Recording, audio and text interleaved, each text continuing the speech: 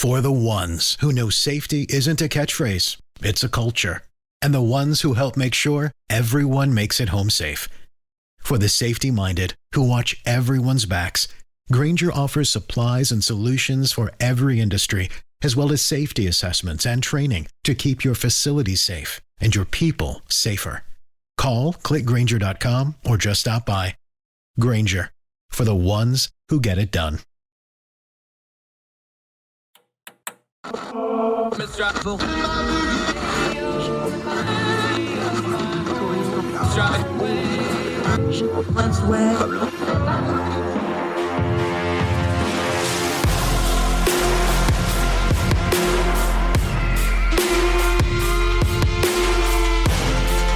your host, Andrew Donaldson. This is Heard Tell. Welcome back to Heard Tell. Okay, we haven't talked about Afghanistan lately, but we need to. There's a lot of stuff going on over there. It's almost the one-year anniversary of the pullout of America and the other allies and the mess that Kabul became. Friend of ours from over in India joining us. He has a great piece out in International Policy Digest. Prathamesh Yamul joining us from India. How are you, sir? Appreciate your time today. Hello, I'm pretty well. Thank you for having me here. I'm thrilled to have you. Okay, let's just start because let's be adults here. Most of the world stopped paying attention right after the Kabul fell. Everybody got upset. They were mad for about a week or two, and then everybody worldwide moved on. Pick up the story from there, because for the people of Afghanistan, and Afghanistan's population doubled over the 20 years of the American war there. Pick the story up there. What happened after that kind of led us up to what's going on now a year later? So basically, after the fall of Kabul, the Taliban managed to take over most of Afghanistan. There was an attempt by members of the previous democratic government, such as the Vice President Amrullah Saleh and Ahmed Massoud, who was, I guess, a military commander. He was son of the famous Ahmad Shah Massoud. There was an attempt by them to put up resistance in the Panjshir Valley. It's, I think, north of Kabul, as far as I remember. And there was an attempt to put up resistance there, which didn't last for too long. You know, they weren't that well supported. They were surrounded from all sides.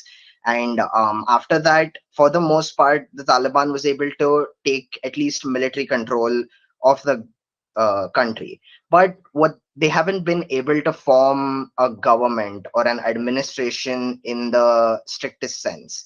They have formed a government, a state, they've appointed their leadership, but there's been quite an issue with the amount of control they can exert over the country, and also how effectively they can govern, administer, and enforce laws, among other things. One of the biggest problems they faced ever since they took Kabul and took over Afghanistan has been an organization called IS-K or Daesh-K, which is it is basically an affiliate of the Islamic State in Syria and Iraq that we know so well. And it's the local affiliate of ISIS called ISIS Khorasan province or Vilayat Khorasan. And they have basically, they were carrying out an insurgent and terrorist campaign even against the previous democratic government, but they've kind of used the chaos that came with the taking of Kabul and, you know, the Taliban trying to form a new state, new government to exert their control over most of the country. They've used that chaos to exercise terror. Basically, they've had constant attacks on the Taliban troops, Taliban police, and they've done constant terrorist attacks on civilian places. They've attacked mosques, they've attacked hospitals, they've attacked schools. They've, as recently as yesterday, there was as recent as a few weeks ago or a month ago, there was an attack on Gurudwara, which is a Sikh religious site in Kabul, where an ISIS militant attempted to kill a bunch of peaceful worshippers, basically. And these attacks have been, for the majority, the terror attacks have been focused on civilians and have disproportionately affected the minority communities, like the Shia Muslims and Sikhs and Hindus in Afghanistan. And ISIS-K has kind of been unrelenting in their attacks on the Taliban and the civilian population. They've constantly kept up the pressure, and they've used this chaos to kind of form a stronghold of sorts in two major provinces in northeastern Afghanistan, mainly Nangarhar and Kunar province, and a third called Nuristan, where they have a somewhat lesser presence. And these are high mountainous provinces, hard to get. So they've basically stuck there and formed a kind of local base there. And ever since, they've constantly been attacking civilian sites, they've been attacking Taliban members, and they've been trying to sow as much chaos and create as much instability as they could. And basically, that's what's been going on. There have been major attacks. They've attacked Shiite mosques. They've attacked Sikh religious sites. They've attacked hospitals. I think they attacked a maternal hospital, if I'm not wrong. They've also carried out very sophisticated for the region. They've carried out very sophisticated terrorist attacks on the Afghan power grid. They've attacked electricity towers, which resulted in blackouts for large portions of Afghanistan. And they did this on a very strategic time. They did it close to the holiday of Eid. And basically, they've been trying to sow as much chaos as possible. If you remember, during the American pullout from Afghanistan or the fall of Kabul, there was a suicide attack at Kabul airport where American servicemen died, and 170 or so Afghans died, if I'm not wrong. And this attack was also carried out by ISIS Khorasan. So basically, they have been attempting to use the chaos and I'd say position of instability that always comes with a new armed revolution taking control to basically advance their agenda. And they've been attacking basically everyone in the region. Now, on the outside observers, because we don't always pay real close attention to this in the West, especially in American media, when Americans aren't involved, people probably are wondering, why are they fighting? There's some important differences between ISIS-K and the Taliban, though. The Taliban, of course, came out of the Pashtun nationalism, the tribal people. They were the original, the Mujahideen, if you're old enough to go all the way back to the Soviet era. For lack of a better way of explaining it, ISIS-K sees them more locally, and they see themselves as more the international branch. There's some other ideological differences, though. Why is it a shooting blood feud? You call it a turf war for our Western parlance. This is just going to be an internal thing, right? There's not going to be any detente here. There's not going to be a peace among them, right? Not likely. Because, well, for one, I call it a turf war because this conflict is not only ideological, but for some of them, it's personal. You see, ISIS Khorasan actually formed from a breakaway group of the organization that is Tehreek-e-Taliban Pakistan, which is basically the Pakistani Taliban. So two of the major leaders who formed ISIS-K, one of them was Hafiz Saeed Khan, who was a Pakistani from Tehreek-e-Taliban Pakistan, and another one, I can't remember his name, but was a pretty high Taliban leader, Afghan Taliban leader. So this isn't just ideological, but is also quite literally the result of personal disputes within the leadership. Along with this, there is, of course, the fact that they're basically both organizations are kind of going for the same core audience. They're going to recruit the same core group of radically inclined people who are ready to fight. Along with that, this conflict also has its roots kind of in the general conflict internationally among jihadists that we see between Al-Qaeda and the Islamic State.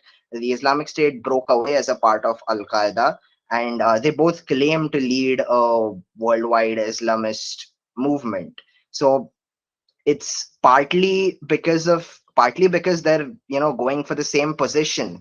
They're not going to have any form of detente because Islamic State claims itself to be a province. Islamic State in Khorasan claims to be a province of the global Islamic Caliphate. They will have an Amir. The Islamic Emirate of Afghanistan also claims to have an Amir as their leader. You can't have two leaders in one place, and so there's not really as much of a scope for a detente, especially because they also come from two relatively different streams of Islamic conservatism. The Taliban are Deobandis, which is an Islamic revivalist movement, a fundamentalist movement that was founded in colonial era India. And it has its roots much closer to Pashtun ethnic nationalism and their ethnic code called Pakhtunwali. While the Islamic State is Salafist, they have their roots in the Middle East, and they have a much more global outlook, for one. And another thing is that the Islamic State is kind of an attraction for those Islamists in Afghanistan who are not Pashtuns, like Tajiks, Uzbeks. We can see this especially because an organization called the Islamic Movement of Uzbekistan merged with ISIS-K very early on, because historically the Taliban has been a Pashtun-dominated organization, and when they ruled in the 90s, it was not a good time for a lot of non-Pashtun people in Afghanistan, and those memories still stand. And especially because the democratic government of Afghanistan was dominated by these ethnic groups which are non-Pashtun. So there's a certain ethnic element to it, in that a lot of people who share similar fundamentalist views probably would feel that ISIS might be more conductive to them. They might have a better place there than a somewhat nationalist, ethnically based movement like the Taliban. Yeah, Prathamesh Yamul joining us. We're going to take a quick break. When we come back, we're going to get back into his article at International Policy Digest, how the Taliban's doing actually running the country as opposed to just being the operational forces. A lot of bad news there. Also talk about the future of Afghanistan, update what's been going on over there. Our friend Prathamesh Yamul joining us on Heard Tell. More right after this break.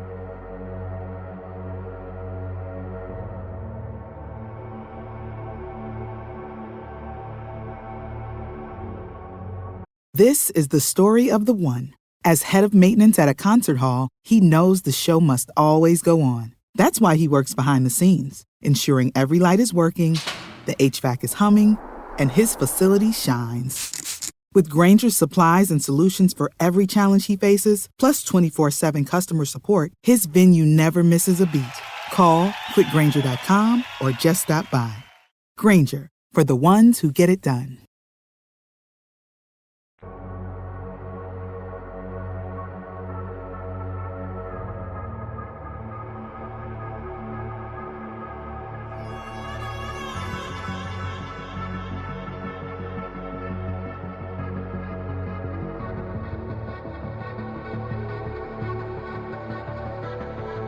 Welcome back to Heard Tell. Our friend Prathamesh Yamul from over in India joining us. We're talking Afghanistan. My friend, you mentioned it in your article. We've linked to it, International Policy Digest. Make sure you read the whole article for yourself. Part of the problem with the Taliban is having now, and it was very predictable because we talked about it during the drawdown and the total chaos that was when they took over Kabul. They have to actually govern now. And they're not only actually having to govern, but they're having to govern over a very different country than they used to govern before the American intervention. The population has doubled. The population is extremely young. The average age in Afghanistan is like mid-20s now. And there's still a country that is very, very strained on resources, as it always has. And now all that American money is gone. This looked like a recipe for disaster for them to try to rule because they don't have any experience running a country. And that's pretty much how it's played out. And now with all these issues, like with ISIS-K, you've got a lot of people fighting over a dwindling amount of resources and a very, very stressed population, don't you? Exactly. Yeah. I mean, first of all, you have a country that's been at war for pretty much 43 years now, continuously. You also have a situation where the Taliban does not really have many international allies. They don't have access to international streams of funding. Any resources that the former government had, the Ghani government, they're all frozen in international banks. The Taliban does not have a lot of money per se, and they don't exactly have yet the expertise to rule or administer a country as either. They've basically spent the last 20 years fighting a guerrilla war against American and Afghan security forces, and they have never had, even though they've held territory for quite a long time, unlike a lot of other guerrilla movements, they've never attempted to, let's say, form a local administration or a shadow administration in place. They've in the war in Afghanistan has been a constant, hide and seek game between allied forces, NATO forces, and between the Taliban. So that leaves a situation where the Taliban have now won, and a lot of them will be asking themselves, okay, what do we do now? Along with this, there's also, how do I say it, there's also certain amounts of internal conflicts between the Taliban. There is, of course, the issue that there is the general Taliban that exists in Afghanistan is not exactly a centralized leadership. It's made up of a lot of local warlords, local forces, a lot of people who switched over to the Taliban only in recent times when, the wind started blowing the other way. There's also the issue of a large bloc in the Taliban is made up of the so-called Haqqani network led by Sirajuddin Haqqani, which is quite literally a whole separate organization within the Taliban. There's also an issue regarding differences between the Taliban political leadership, which has been in Doha, and the ones that negotiated with the United States, who signed the agreement, and the actual on the ground, military leaders. And we don't know whether the military leaders would want to, toe the same line that the political leadership would. The political leadership definitely wants to rule and administer in whatever way they see administration being. But for people who have been at war for longer than their whole lives, it raises a question of how do you ease them into a civilian peacetime administration. In a country like Afghanistan, where conflict is so prolonged, there's not much left to get money from. There's not much sources of funding left for reconstructing a government. Along with this, at least as of yet, we have not seen the Taliban try to moderate their stance on any of their major issues. And this means that, the international community is not going to help them that much either. Right. And things. I'm sorry, Prathamesh Yamul joining us. Part of the reason they cannot get the international community, though, is not just their own brutality. As predicted, they did the massive crackdown on girls and women. You addressed it in your article. Let's just be honest here. People that have spent years as guerrilla fighters, they have a rigid ideology when it comes to women and minority groups and other folks and other religious groups. They're really in a corner here that they're never going to really get international recognition unless they have some dramatical revolutionary change in how they do things. Is that still the stance? Because we saw the crackdown on women and girls in schools and all that. Is there any hint at all that they're ever going to change? Because I'm very skeptical that they will. I don't think so, honestly. And, recent events have given us even more food for thought in the sense that in around 3 days ago in Kabul, there was an American drone strike that resulted in the death of Ayman al-Zawahiri, who was the longtime leader of Al-Qaeda, the second most important person in Al-Qaeda after Osama bin Laden.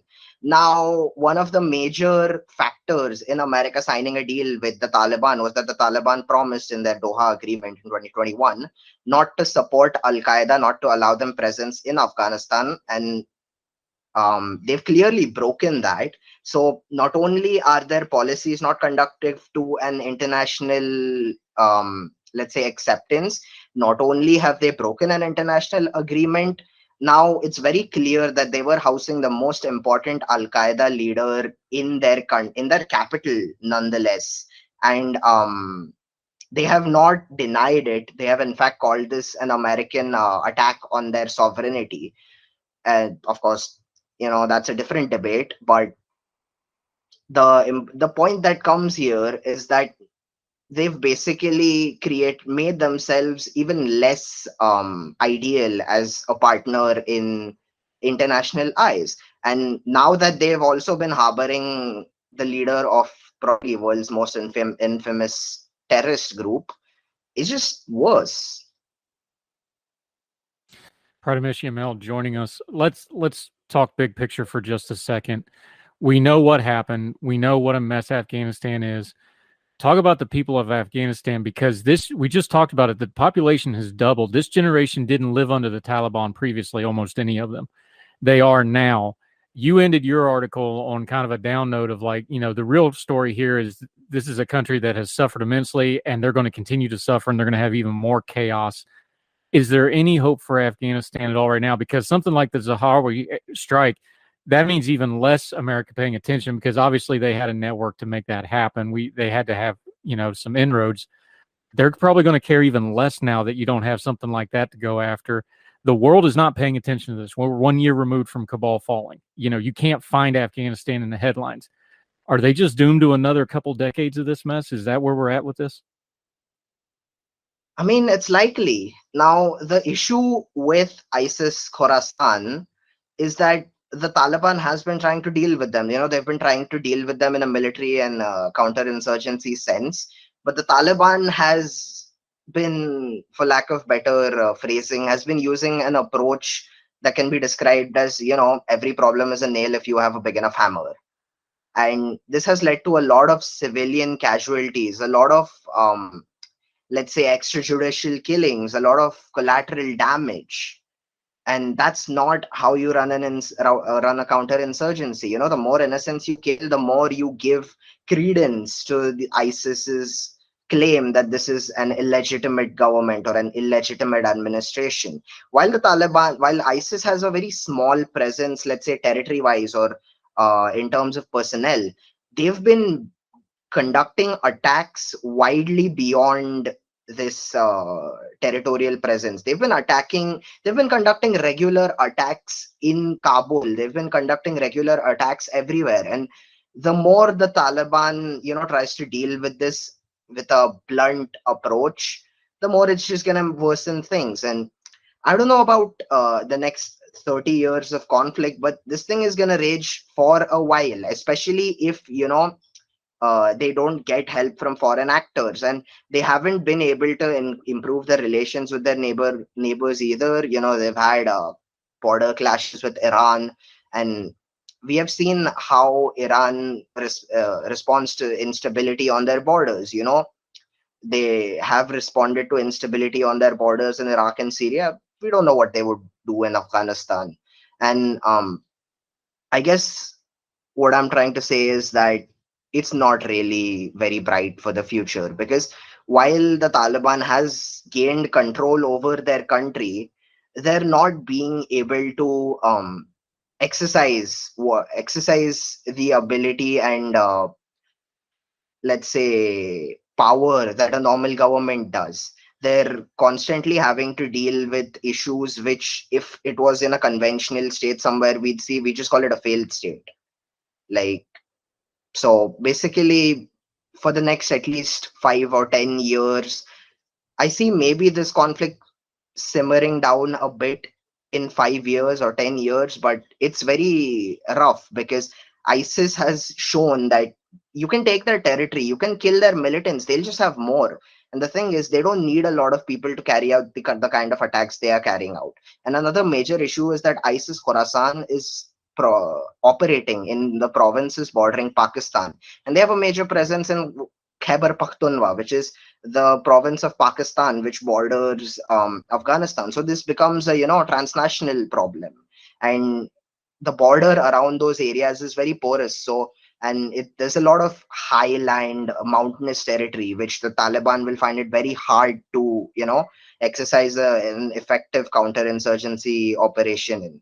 Now, the other option then defeating them militarily is coming to terms with them. And I feel it might be a possibility for Taliban, but as said before, they have too many differences for them to properly come to terms in an agreement. And I just see this conflict getting worse for the next couple of years because the Taliban is not being able to exercise effective monopoly of violence in their country. Basically, they're not being able to make sure that they're the only actor who can, use armed actions. And as long as they aren't able to do this, they're basically all gonna operate as a failed state. And I don't see that changing for quite a while. Yeah, oddly enough, the same things that allowed them to operate for decades and come to power themselves is now limiting their ability to stay in power and keep stability. Prathamesh Yamul, great stuff today.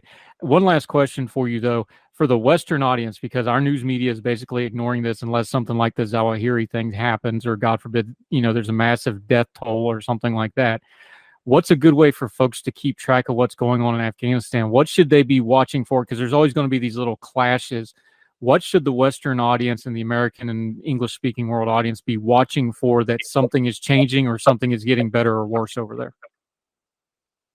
They should be watching for, honestly speaking, this conflict for now has been very steady. It's been very, for lack of a better word, it's been consistent, but consistent in a negative way.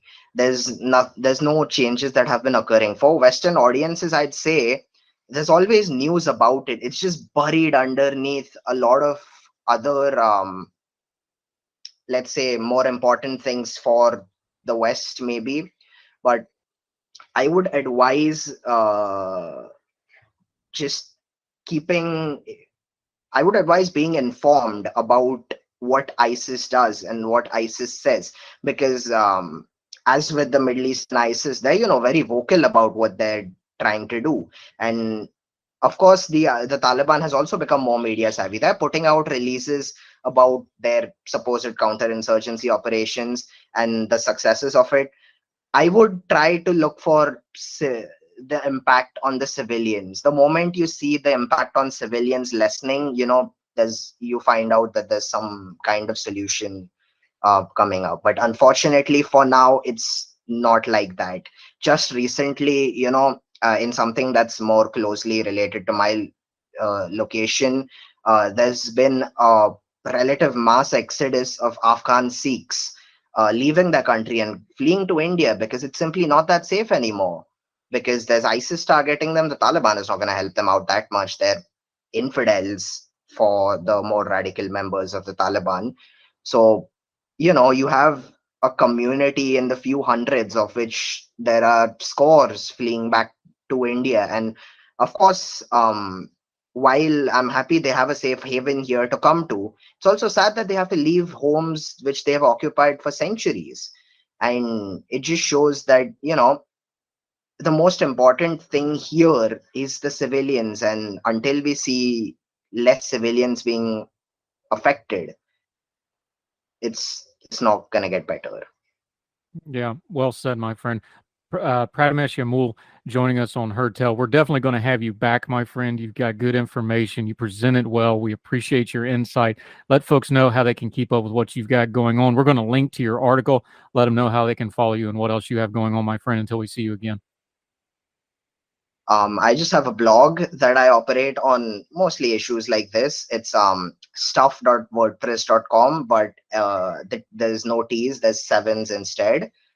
And you can just visit me there. I write articles about things regularly. Of course, I also plan on writing more for publications like the International Policy Digest. So hopefully you can read more there. Yep, and we'll link to his blog and his other work. You do good work. We look forward to having you back real soon, my friend. Thank you so very much for the time. Thank you. I'm very happy to be here and contribute. Thank you. Yes, sir.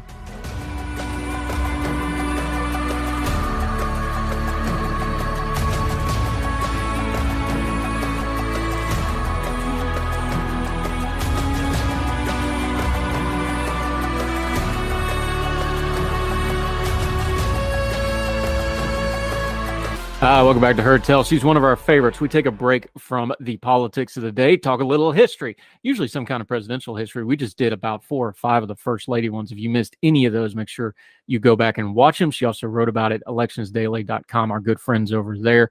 We got another one. We're doing presidents and presidential health. Sarah Stook, great to see you again, my friend. How are you?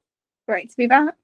I love having you. Okay, so everybody talks about President Biden's health. talked about it a little bit with Trump a couple different times. Talking about presidential health is not a new thing. And not only is it not a new thing, it's actually a pertinent thing because we've had quite a few presidents actually die in office, haven't we? 8, which is, pretty alarming for, natural causes, one might say, then for who sort of at the end of the assassin's bullet, and more who probably nearly died. Reagan was shot, Jackson was tried. There was presidents get poorly, but unfortunately there has been 8 who have died while in office. It's funny in the American system because of course, you're in the UK. It's very you're just used to your leaders resigning or getting out of office some other way. We've had only one resignation, although we've had a couple that gotten close. We only had one resign, but we've had 8 die in office. That's kind of unusual in the grand scheme of things, isn't it? Well, obviously we're not an absolute monarchy anymore, but in monarchies, you expect them to die because that's kind of the point. And then they will go on to their son, daughter, whoever. But you kind of expect that in leaders. They're, a lot of these, they're older blokes. They're, some of their health isn't too great. Living in times where modern medicine wasn't around. Anyone could die of anything. Let's go through these because these are just fascinating, and I love doing these kind of histories. The first one to die in history was William Henry Harrison. Now, he was 68, so in 1841, that's actually pretty old. Modern technology, people tend to live a little longer now. 68 was a pretty good run back then. He died, we're not exactly sure, pneumonia, typhoid, something, but give a little background, though, who William Henry Harrison was, kind of one of the more probably unknown presidents to the modern here. Well, to quote Simpsons, when they did the President's Day, he lived for 30 days. If we're going to be technical, it was 31. He was a war hero who had made himself to be a hard-drinking cider-man log cabin bloke, even though he was from quite good stock, who famously did a very, very long inaugural address in March, in snow and rain in Washington, which is a big no-no. But there is the myth that I think most people believe that he died because of that. Not technically true.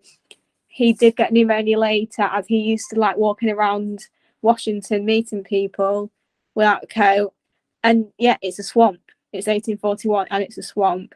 So he developed what is either believed to be pneumonia or typhoid. And after a month in office, he died. And everyone was like, oh, bum, we didn't know what to do. Because it was the first time it happened. There was no real precedent. So everyone was like, is John Tyler president? Is the acting president? What is going on? Yeah, and it's interesting. You made a mention on this is the swamp killed him, and that's not like what President Trump always talked about, the swamp or the DC is literally built on a swamp. It's a tidal basin. It's a swamp, and this kind of weather, and you mentioned it, this almost killed George Washington back in 1799. Yeah, I mean, you can obviously presidents get poorly, but back at when Washington was around and Adams and all those. Well, yeah, because you got yellow fever, you got malaria, you got all sorts of things, so outbreaks and epidemics, especially in, obviously Washington didn't reside in Washington, but later presidents, you're always going to run that risk. Also interesting, and I found this kind of morbidly funny. You mentioned that there might have been a real simple thing that also made his health bad, that in 1844, the White House's water supply was diluted. This is not uncommon in that era. Sewage and bacteria, they didn't have clean drinking water. Pretty amazing that something as simple as clean drinking water probably attributed to the ill health of a president. But that was the case for thousands and if not millions of people of that era also. It kills millions every year. There's always adverts in the UK about, water aid, getting clean and safe water. There are typhoid epidemics.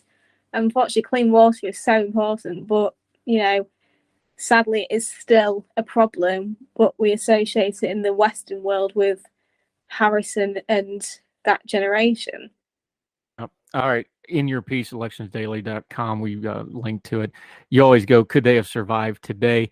Pneumonia is very serious. In fact, pneumonia is a very big killer because usually somebody that's sick of something else, they die of pneumonia because they get it in the hospital. A lot of cancer patients die of pneumonia. Ronald Reagan, Freddie Mercury. Yeah, pneumonia is what kills you when you're sick with something else. But it is treatable now. Again, we mentioned 68's pretty old back then. Modern day era, does he survive, you think? He didn't really seem to have anything else too badly wrong with him. He survived war, so, pretty tough customer. Antibiotics, bed rest, typhoid, you could have a vaccine. He would survive. Might feel a bit rough, but he'd be all right. Yeah. So he was the first, and everybody kind of panicked, didn't know what to do. But Zachary Taylor did the same thing 9 years later. Taylor's such an interesting character in history. He's another one of those that's kind of got those inter-period before the Civil War presidents just don't get the press that the other ones seem to do. But he was a very interesting character in history. Talk for just a second about who Zachary Taylor was leading up to his presidency before we get to what actually killed him. He was another war hero and very well regarded. He was replaced by a guy called Millard Fillmore. So, that's this fascinating war hero and succeeded by a guy with a very strange name that somehow everybody forgets. He was at a 4th of July celebration. He had some cherry with raw milk with raw rice. And he died of gastroenteritis, something along those lines, because that water, that milk, that ice was not very clean. Now, this actually sparked a big conspiracy theory at the time because it seemed so out of the blue, because he was 65, but again, war hero, was seen as pretty healthy and virulent at the time. There was a conspiracy that maybe there was an assassination here, that it was arsenic, that it was some kind of poisoning, because it did seem so out of the blue, and because he did seem to suffer of a stomach thing for, I think, 5 or 6 days he lingered before he finally died of it. And plus, there was rumors that, the Confederates, the later Confederates, the South versus the North, they weren't happy with him. And they did, dig up his body years later and said there was a bit of more than normal, but no indication that it would have killed him. So was it a conspiracy, or did he just eat too much fruit and milk? Fruit and milk, sadly, I think, with very unclean water, sort of went of the way of Henry Harrison. So something like gastroenteritis, perhaps cholera, which was very common at the time. Taylor, he gets it today. Does he survive, you think? I mean, gastroenteritis is not very fun, but, with proper rest, proper treatment, you can be better. Cholera still exists, however, there are medications for it. And, he wouldn't have maybe even got it today because his water would have been clean.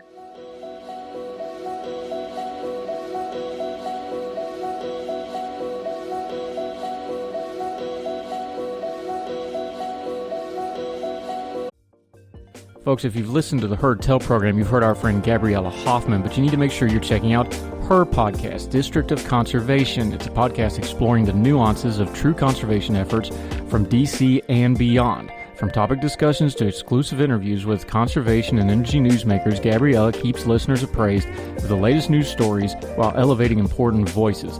Listen to the District of Conservation on Apple Podcasts or wherever podcasts are played.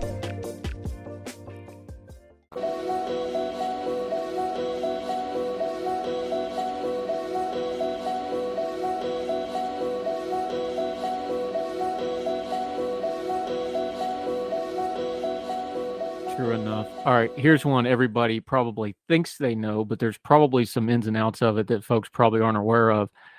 Abraham Lincoln's survival is not part of this, although he lived for, 12 hours after he got shot through the head, which is pretty remarkable. Lincoln, of course, was assassinated. We know John Wilkes Booth. We know it was a close-range gunshot to the back of the head. But what's some of the other parts of this assassination that people don't really think of when they hear about Lincoln's assassination? He was 57 years old. In his youth, he was extremely athletic. He was known to be a very good wrestler, very wiry kind of guy. So his health good while he was in office? He wrote himself about the extreme strain of the Civil War. We see the before and after pictures of just 4 years in office. Before the assassination, how was Lincoln's health, you think? His health wasn't, amazing. It wasn't, as bad as some presidents like Kennedy, but, he suffered many ailments of the day. It's believed that he suffered from depression. His wife was also very mentally unwell, so that was an added stress. He lost his children. There's believed he's had some kind of conditions. However, these are ones that you can't really diagnose all these years later. He was shot point blank, which in the films, if someone gets shot in the head, they usually just die.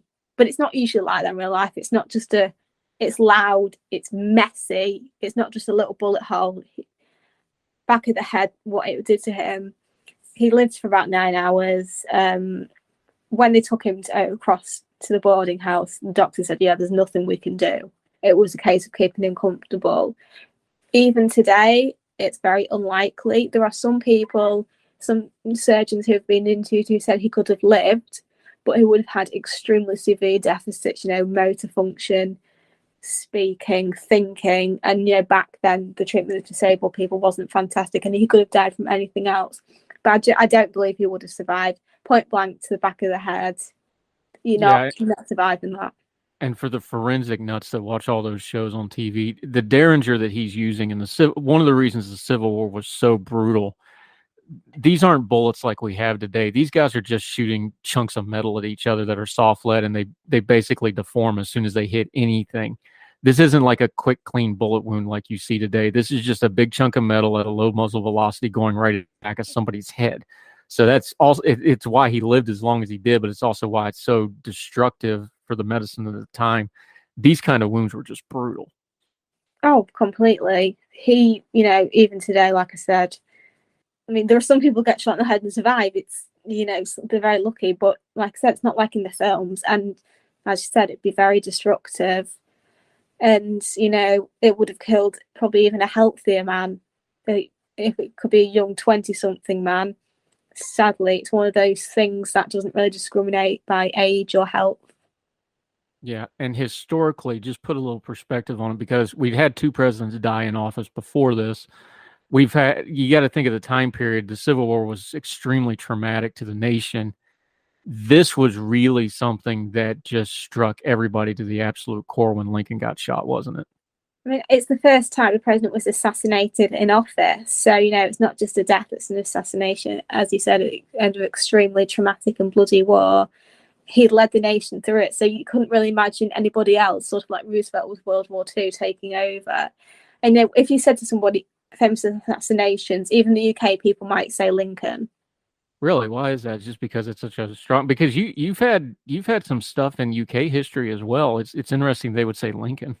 Well, we've only had one prime minister assassinated, and that was Spencer Perceval back in the early 19th century. But when you think of assassinations, you might think attempted assassinations. You might think of Margaret Thatcher, maybe in the UK, maybe Lord Mountbatten, IRA, sort of that kind of one. But if you said to me assassinations, my mind would immediately go to maybe like Martin Luther King. Right.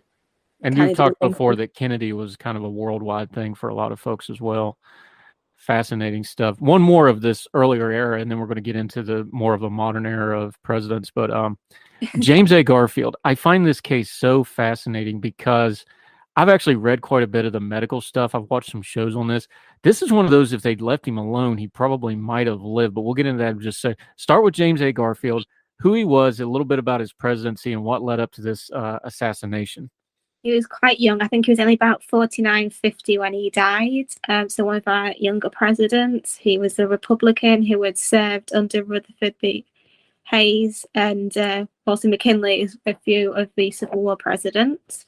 He was coming out of a train station, along with Lincoln's son, who had an unfortunate timing of being around or near 3 of the 4 presidential assassinations that he was alive for. So he was shot by Charles Guiteau, who was a mentally ill man who believed he was, somehow related to Richard III of England. As Garfield, he'd pledged to end the act of patronage, where people would basically support you and then you get a job. He was against that, and he tried to get hold of Garfield, because back then you could basically walk into the White House. It's a little bit concerning, and Garfield said no, and so unfortunately he was shot, and he lingered for quite a while, quite a few months. Like you said, the bullet wound, I mean, obviously no bullet wound is particularly a good thing, but if it'd been left alone or actually done surgically properly, he would have been fine. He was young, fairly healthy. There's no reason to think he wouldn't survive, even in that day and age. But they hadn't actually worked out about bacteria yet, and that you're supposed to wash your hands. So, they thought, we're doctors. It was considered extremely offensive to say that doctors were unclean. The person who discovered germ theory was actually locked in an asylum for daring to suggest that the hands of doctors were unclean. So they were prodding around, poking everything, while he was in probably absolute agony. And at first it thought it would survive, and then it sort of went a bit downhill from there. And there was a comedy of errors here. Alexander Graham Bell showed up with a prototype of a metal detector, but he was laying on a metal spring bed, so that didn't work.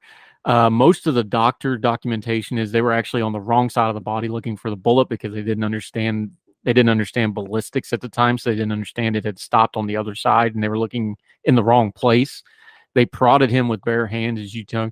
He lived for this went for 3 months. I can't imagine. Yeah, he went for 3 months. They moved him back to New Jersey, trying to heal him that way. This was a god-awful mess medically, but politically this was a mess too, because Chester Arthur was the vice president. The assassin had stated he wanted Arthur to be president, so obviously he was trying to do a low-profile thing. He didn't really want to take over the reins. This was a mess on a lot of levels, wasn't it? I mean, people accuse Arthur of being behind the assassination, and is not the last president to be accused of being behind it, as we will see with Johnson a little later on. So, I think vice presidents want to be president, but unfortunately, it only usually happens when the president's heartbeat stops. Yeah, I've always found it fascinating. The picture is infamous, but I would have loved for there to have been some decent, high-quality video of Johnson swearing in on the plane, because you can just see it on his face, like he does not want to be there. Like you can just see it, and Jackie's there, and it had to be just, hellish to go through that. And they took a still picture, and that's probably why there is no video and film of it, because they probably was like, not filming this. But I think it would have been fascinating to see. Okay, that's kind of the older area. We're going to get into the modern era. More presidential death, assassination, and otherwise. Unfortunately, in modern era, that's pretty much the only way it happens. We're going to talk a little bit more about presidential health. Our historian friend, Sarah Stook from over in the UK, electionsdaily.com and the Mallard. We love having her. More with her right after this on Her Tell.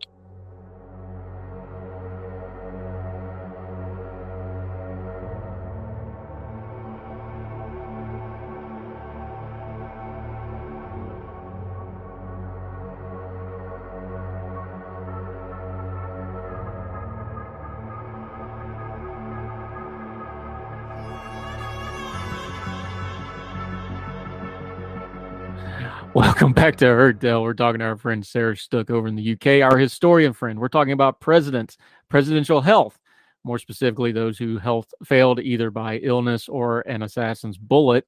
This is the latter. William McKinley, 1901. He's 58 years old. He goes to this exhibition up in Buffalo. Again, it's amazing. This story isn't more well known than it is. He walks into the exhibition hall, and he is, to kind of simplify it, gets gut shot by this guy, this radical, crazy man. Doesn't kill him directly. In fact, one of the most amazing scenes in presidential history, he's laying there bleeding and gut shot. The mob starts to beat this dude to death, and McKinley raises his voice and tells them to stop, and they stop, which is just amazing. But talk about William McKinley, his assassination. And this is really a pivotal moment in American history, not just because the poor president got assassinated, but because of who his vice president was and who his vice president became. Well, he was just started his second term. His original vice president had been Garrett Hobart, who had sadly died of a heart attack. So Theodore Roosevelt became vice president because he'd become far too troublesome as governor of New York, and the Republican Party wanted him in a dead-end position. It was Mark Hanna who said, "If that damn cowboy will be president if anything happens to Garfield," which, McKinley, which sadly came true. So McKinley was at the Buffalo World Exhibition. I can't say it. Exhibition, and he was shaking hands. Now, usually you would have to have both of your hands showing, but because it was a hot day, people had handkerchiefs, so the Secret Service said, yeah, that's fine. They said to him, don't go and shake hands, but McKinley was a very social man who could shake 50 hands in like a minute. He was very good, and he was of the belief that nobody would want to harm the president. So before he got to his assassin, he shook the hand of a little girl, and he gave her his lucky pin, which is a little ironic because the next person who shot his hand shot him in the stomach. Yeah, it was a mess. But here's another one.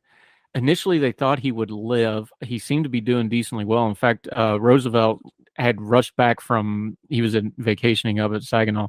He rushed back, and then he even went back on vacation. They thought the president was going to live. Unbeknownst to them, he actually had a cardiac issue that nobody knew about. He actually died of probably pancreatitis when they looked into this. Here's another one where he kind of lingered for a while, and it was kind of surprising when he died because they thought he might actually live from this. Yeah, I mean, actually, funnily enough, X-ray machine was being exhibited at the exhibition, and they thought, no, it's not. It's too early to use it, which is kind of understandable. But hindsight is a wonderful thing. Yeah, Roosevelt was told that he would be all right. He said, "Okay, cool, I'm going to go back on holiday," which is you'd think they would say, just stay just in case. But this was even before the vice president had, a little more power than they did. So you think, yes, it was a little worrying he went off. He seemed okay, McKinley, but it turns out he had gangrene, which is, ugh. And sadly, he died in a fair amount of pain. Yeah, and one of the real sad, his last words were actually about his wife. One of the sad scenes of this was his wife, I guess, completely lost it right towards the end as the end was near and it was obvious. She had a total breakdown, and that kind of finished him off, poor guy. Here's another one, though, survival, modern medicine with the underlying cardiac issue. I don't know if it would be easy to say, yeah, surgery could have saved him, but with the other issues he had, surgery is a complicated thing. That's traumatic on the body. I know this one firsthand. Would he have been saved modernly? I think this one's kind of up in the air. He was shot in the stomach, which, as far as getting shot is concerned, is probably the worst place because, it can bounce around and, it's not very nice. His cardiac issue probably could have been, foreseen. It would have been diagnosed. I think, Garfield was pretty much a certainty he could have lived today. McKinley, so-so. I think with good treatment, with good outcome, sure. But, people can die of getting their appendix out and getting the tonsils out. Like, surgery always carries that risk, no matter how good the surgeon and how, clean and sterile the environment is. All right, here's somebody we talked about when we did the First Ladies to some extent because his other proclivities outside of politics. We'll leave it at that. Warren G. Harding, interesting character, died apparently of a heart attack. He sat straight up in bed and started convulsing and basically keeled over dead. Talk about Warren Harding and him dying in office. Again, here's a guy who was probably in poor health in general. He was 57. Again, like we talked about on the First Ladies episode, kind of a interesting character anyway. Talk about him for a minute. Harding was in his first term. He was extremely popular because Teapot Dome and a lot of the other scandals had not come out yet. That would severely ruin his reputation. He was very gregarious. He was very open, especially compared to Wilson, who was a bit of a cold fish. There was a trip with the presidential posse down the west coast of America, starting at Alaska. Harding didn't initially want to go, but Florence said, "I'm seeing Alaska, and that's that." So went to Alaska. He got a bit of food poisoning, but was okay. Then moved on to Oregon, which was when he started to feel poorly. So they cancelled that trip and went to San Francisco. He was still fairly poorly. They diagnosed some kind of heart condition, perhaps a stomach condition. He said he was okay walking to the hotel, but he sadly collapsed and had to be helped back up. They prescribed him with medicine that probably helped trigger his heart attack because they didn't know what heart attack was at the time. His wife Florence was reading some praise in the news. His last words were, "That's good, read on." And like you said, suddenly clutched his heart, convulsed, went dead. And by the time Florence was back, he was dead basically by the time he hit the bed. Yeah. What effect did this have in history? Because again, Harding's kind of one of those forgotten presidents because of the people that came before and directly after him. He died in 1923. Just big picture wise, how did the country take this news? Well, he was very popular at the time because, like I said, didn't know about the scandals. The air industry was booming, the economy was enjoying rapid success. Sort of one of those things. What would have happened? He probably would have won re-election, but Calvin Coolidge took over, a popular president, especially among Republicans, even to this day. But it's quite a shock because he's this popular guy with a popular wife, and suddenly, he just has a heart attack. All right. A towering figure in American history, the longest serving president, Franklin D. Roosevelt, we know his health was bad. It was hidden from the public at the time. Of course, we know he couldn't stand unassisted, these sorts of things. Died at age 63, 1945. The cause of death was listed as a cerebral hemorrhage. This had to just be brutal to a nation who had just kind of come to rely on FDR, whatever you thought of his politics and all that stuff. He'd been president for half a generation at this point. He'd been president for 12 years. Many people couldn't remember a time before him. Yeah, really. And, World War II is winding down. People are starting to see the end of the light at the end of the tunnel of World War II. They're starting to be hopeful that the war is going to come to an end. And then this hits the country just culturally and politically, though. This was really a bomb to America that was otherwise distracted by World War II, right? I can't say I was alive for it, but no, yeah. You're a historian, so. Yeah, I can't use the before my time excuse that many years. He was in very poor health, and it's believed he had either polio or a similar disease, Guillain-Barré disease, which is sort of similar, but historians aren't sure which one it was. He was in poor health generally. He had heart issues, blood pressure, tension. When he came back from Yalta, everybody was shocked. Even at Yalta, Churchill and Stalin were like, "Whoa, this dude is poorly." And you can tell in the pictures, like he's leaning over in the chairs. He's not sitting up. He's so just gaunt. The picture. Yeah, you can tell in the pictures of the Yalta conference. I think Stalin had actually wrote in some of his personal writings about how bad FDR looked at Yalta, among other things. So it was kind of probably more well known outside of America than inside of America, just how poorly he was, wasn't it? Because back then you could hide. The Secret Service would take the cameras of photographers who'd seen him in his wheelchair. They would have it destroyed or bribe them otherwise. So, it's not like today where every move is, taken. We all know about Joe Biden having COVID, for example. So it kept quiet, but he was always quite a poorly man. He was never healthy. Paralysis aside, he had so many issues. It's sort of a bit of a wonder how he wasn't killed earlier. It's maybe sheer willpower got him through, because he just started 4th term, which we're never going to see again because of constitutional amendments.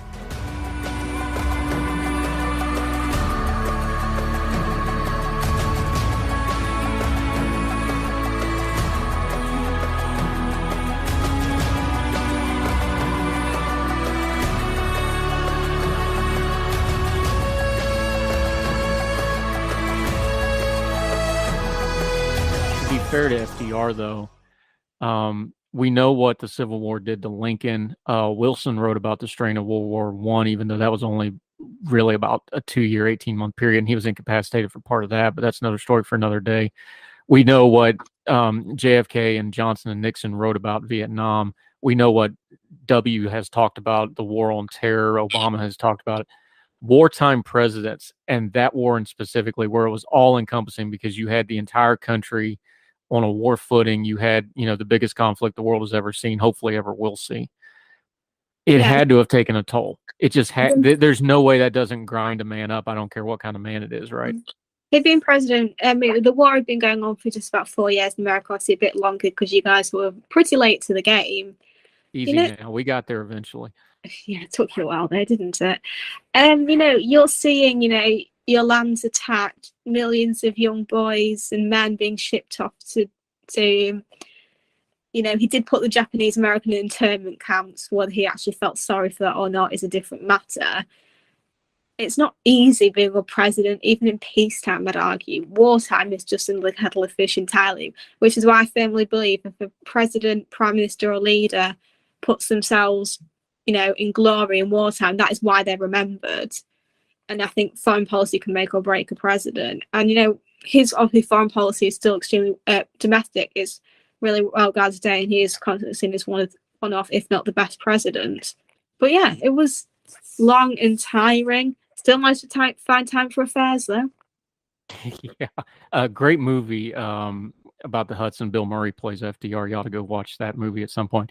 Okay, here's the one that looms large anytime you do a list of presidents dying in office. I guess generationally, this might be easing off just a little bit because time passes. But the assassination of JFK, we've talked about it before with you as we've talked about presidents over the years. Where does this sit in the consciousness today? Because again, that generation where oh, everybody knew where they were when JFK died. They're getting older now. It's more of a historical thing now than a lived experience. Does it still loom as large as it did, and where is it in kind of the collective consciousness, the assassination of JFK? I don't think my generation has had its "you remember where you were" moment yet. The 1963 assassination was something my nana can remember, and said everyone was very shocked and upset because he was young and handsome and popular. For my mum, it was Princess Diana dying and 9/11. I was alive for 9/11, but I was pretty young, so I have absolutely no memory of it.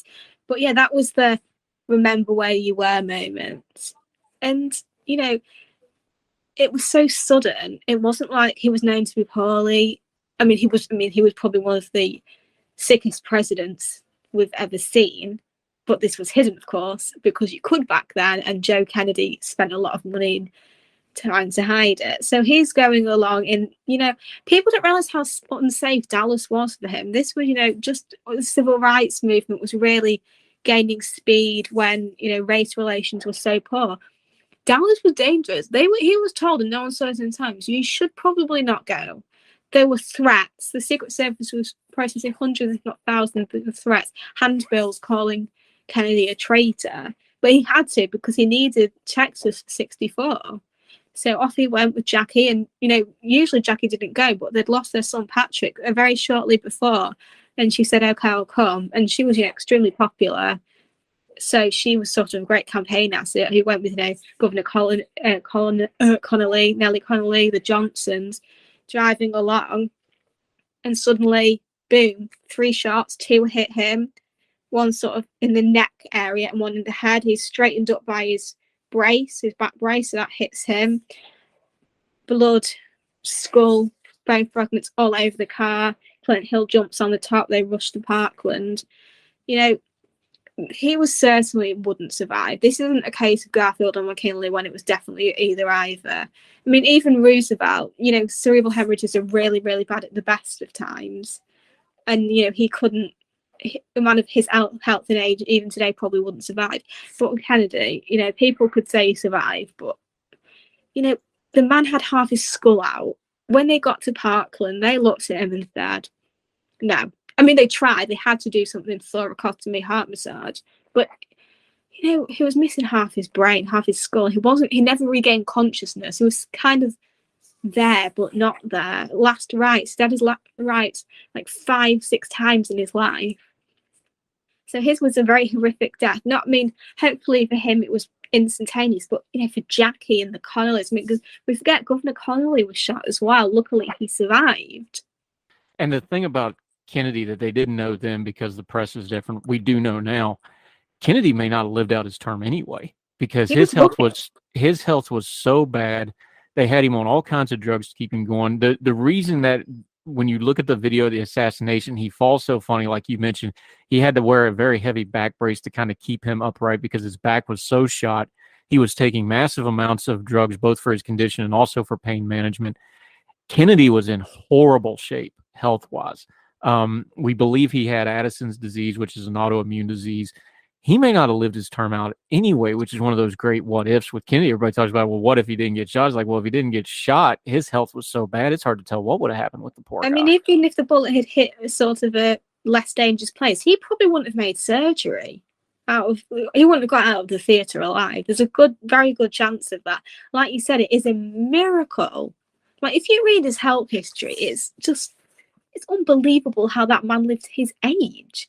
Today it might have been a bit better with modern medicine, but he still had a lot of diseases. Addison's disease is a lot better now, but still, autoimmune disorder is never particularly a good thing. No, it's not. Okay.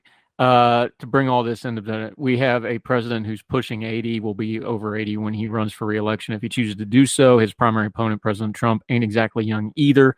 We have the top 4 or 5 people in the line of presidential succession are either close to or over 80.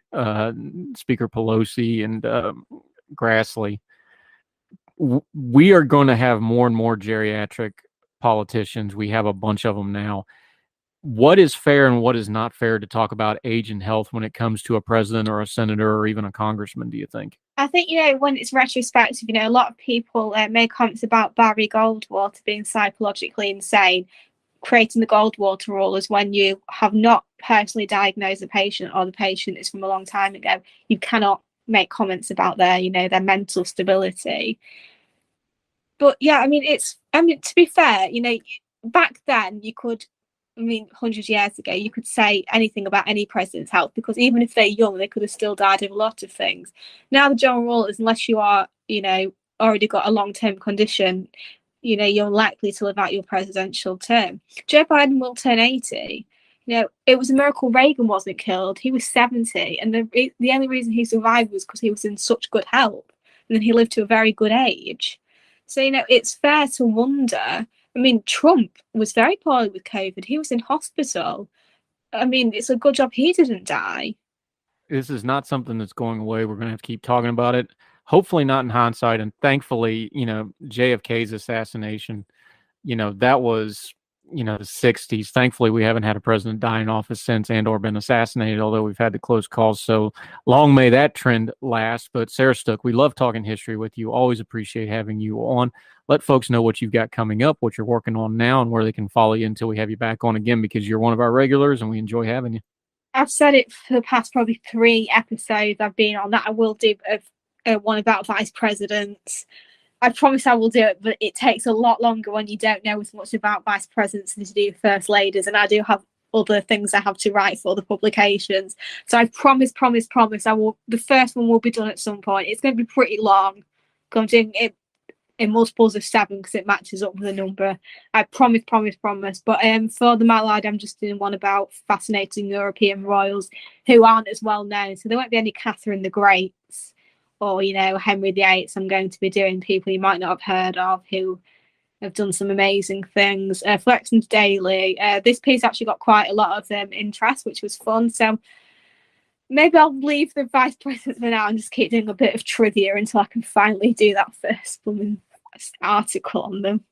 Yeah, the only European royal that I know of that I wrote of was Ludwig of Bavaria, of course, who built Neuschwanstein and who magically drowned without having any water in his lungs, and his doctor drowned with him by osmosis, also not having any water in his lungs. So that's the only royal I remember because I wrote about Neuschwanstein. Sheriff Stooks, thank you so much for the time today. Love having you. We'll do it again real soon.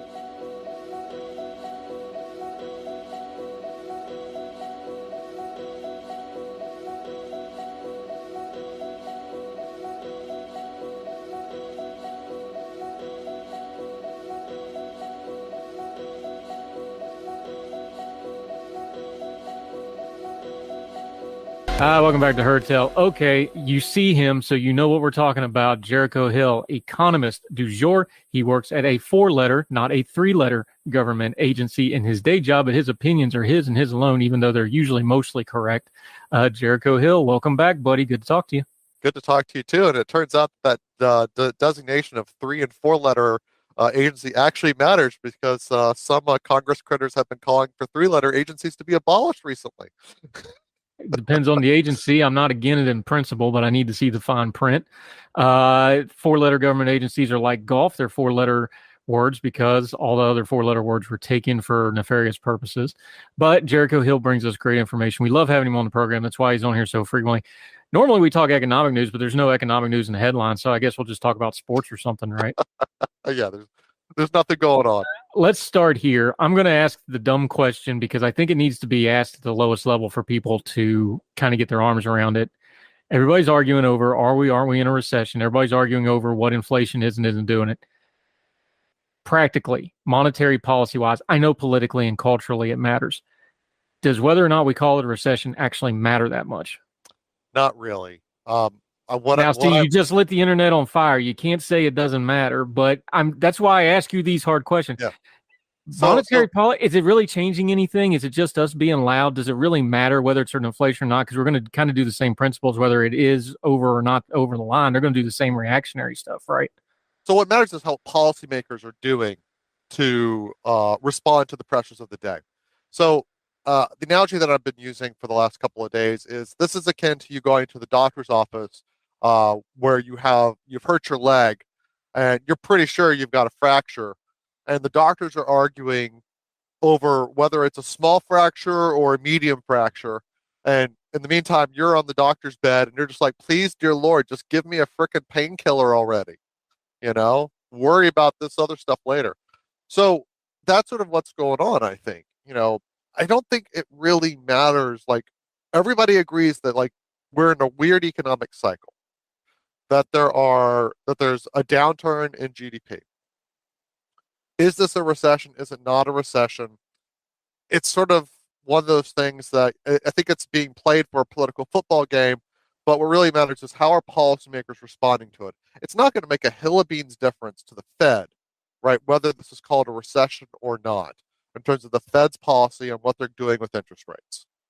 And I think your guest from a couple days ago, Andrew Salter, hopefully I got his name right.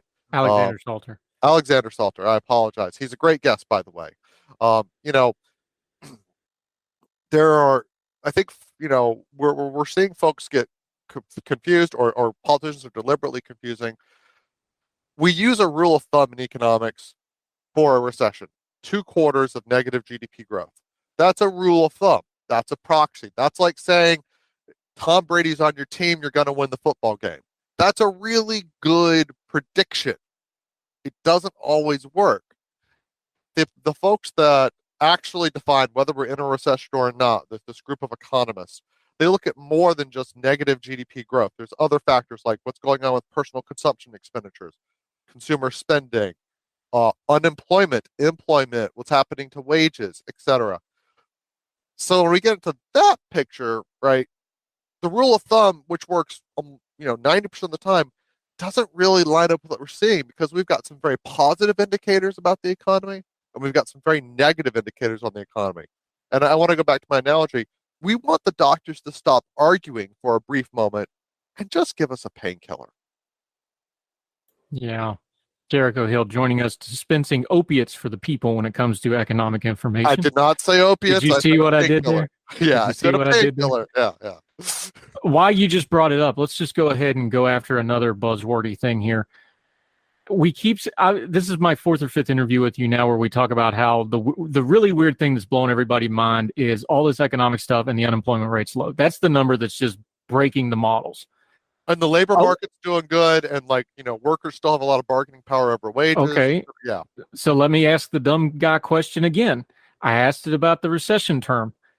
Is the unemployment number just not mattering that much? Because if we keep having these conversations every couple of months of, well, the unemployment number's low, but labor price and labor resort and labor this and labor that and wages are down, and what, does it really matter that much if we just keep having to blow over it every time we have this conversation? I think it does matter a little bit, because it would impact sort of what policy prescription you want to have, and it's good to know that, hey, we actually have really low unemployment. And there are others that would say, well, yes, but there's folks that have dropped out of the labor market, and that's true. We're still not back to what prime EPOP, employment population ratio, was pre-crisis. I think we still have a percentage point to go on there. So we still have a little bit of a slack there. But yeah, I mean, so it matters in sort of like what policies we're going to be pursuing. But at the end of the day, what I think folks are going to be more keyed on is, hey, this inflation thing's really biting at budgets.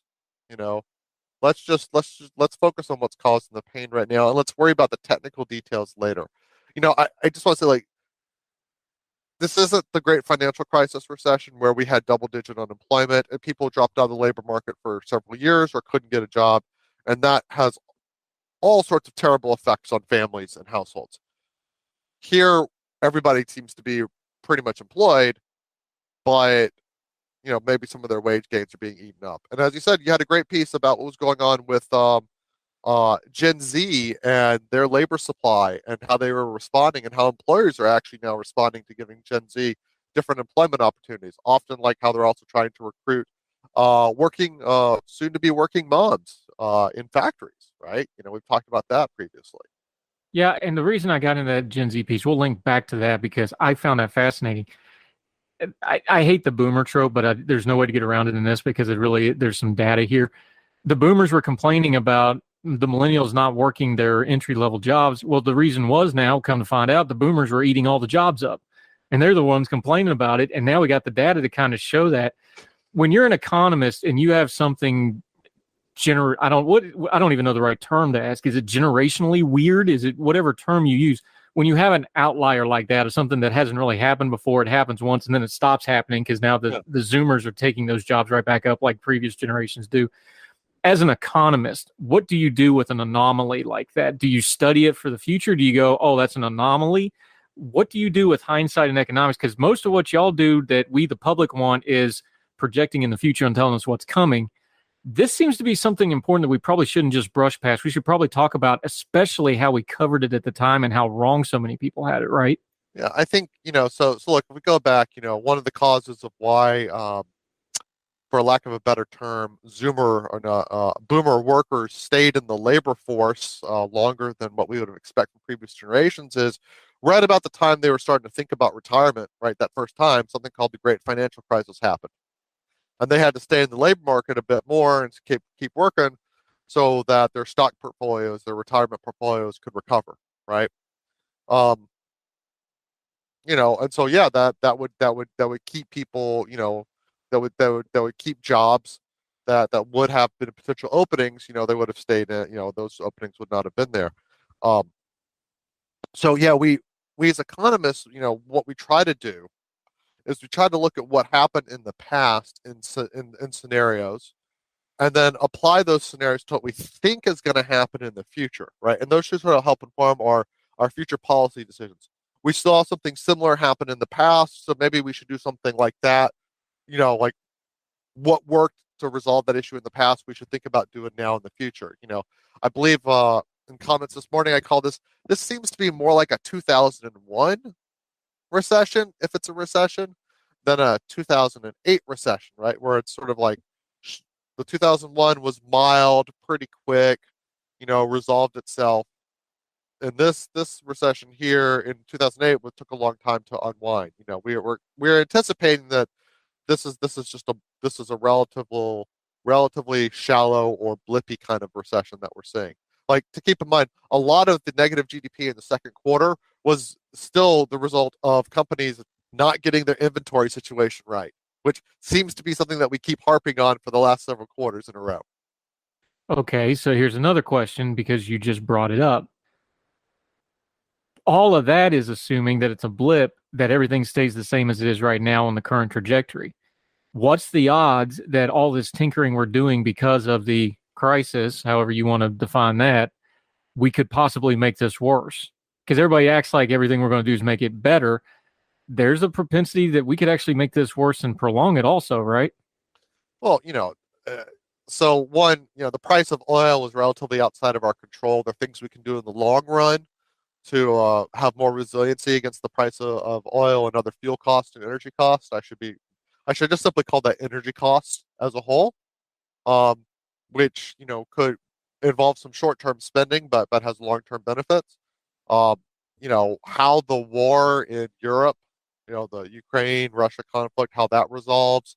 There's that simmering conflict that we see in Kazakhstan, the geopolitical game being played there between Russia and China, that you've also had people on to talk about, and I really appreciate that episode, by the way. So yeah, we try to, we're making guesses as to like what we think is going to be the what we call the shock that might happen in the future. There's all sorts of things that could happen. Space aliens come down tomorrow. Well, there goes all of our predictions. We could have a really bad climate disaster. We could have a bad hurricane. We could have, we could have civil unrest because of a police violence action or something like that. Again, we don't know. We could have one oil refinery go down and it will screw this whole country up because we haven't built one since the 70s. But we could have just an example. We could have a tanker get stuck in a canal again.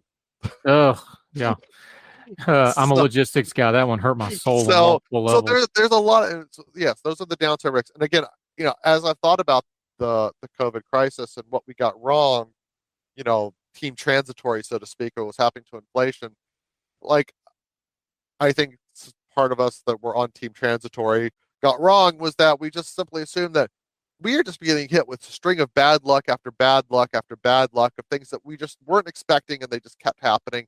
And they seem to always be downside risk, never upside risk, always downside. Who's to say that luck has changed, right? So, we sort of assume a neutral setting, but, to be mindful that it can go up and down. up Yeah, and down. well, only having downside risk, that's to an economist like a lawyer only, defending innocent people. Like Yeah. you're not going to get that. That's part of the job, right? It's just kind Yeah. of baked into the cake. Jericho Hill joining us. All right, we're going to take a quick break. When we come back, we're going to have a little bit of fun. We're going to put him on the spot. We're going to go through some economic headlines, right? Ripped from the headlines. We're going to throw him right at him, get him to react about it. We're also going to continue to talk about inflation and aren't we in a recession, cost of living. It all goes together in a nice big ball and winds up in our culture and politics. He's the guy to do it. Jericho Hill continues with us on Heard Tell right after this.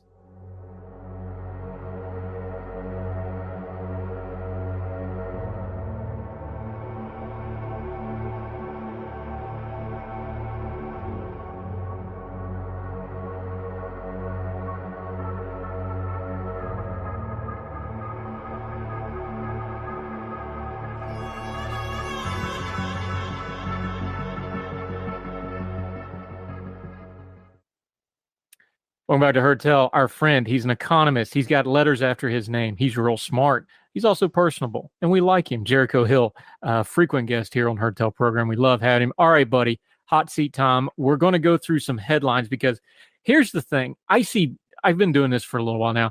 There's a pattern to how the economy is covered. I know we have the joke on social media about how everything is unexpectedly, right?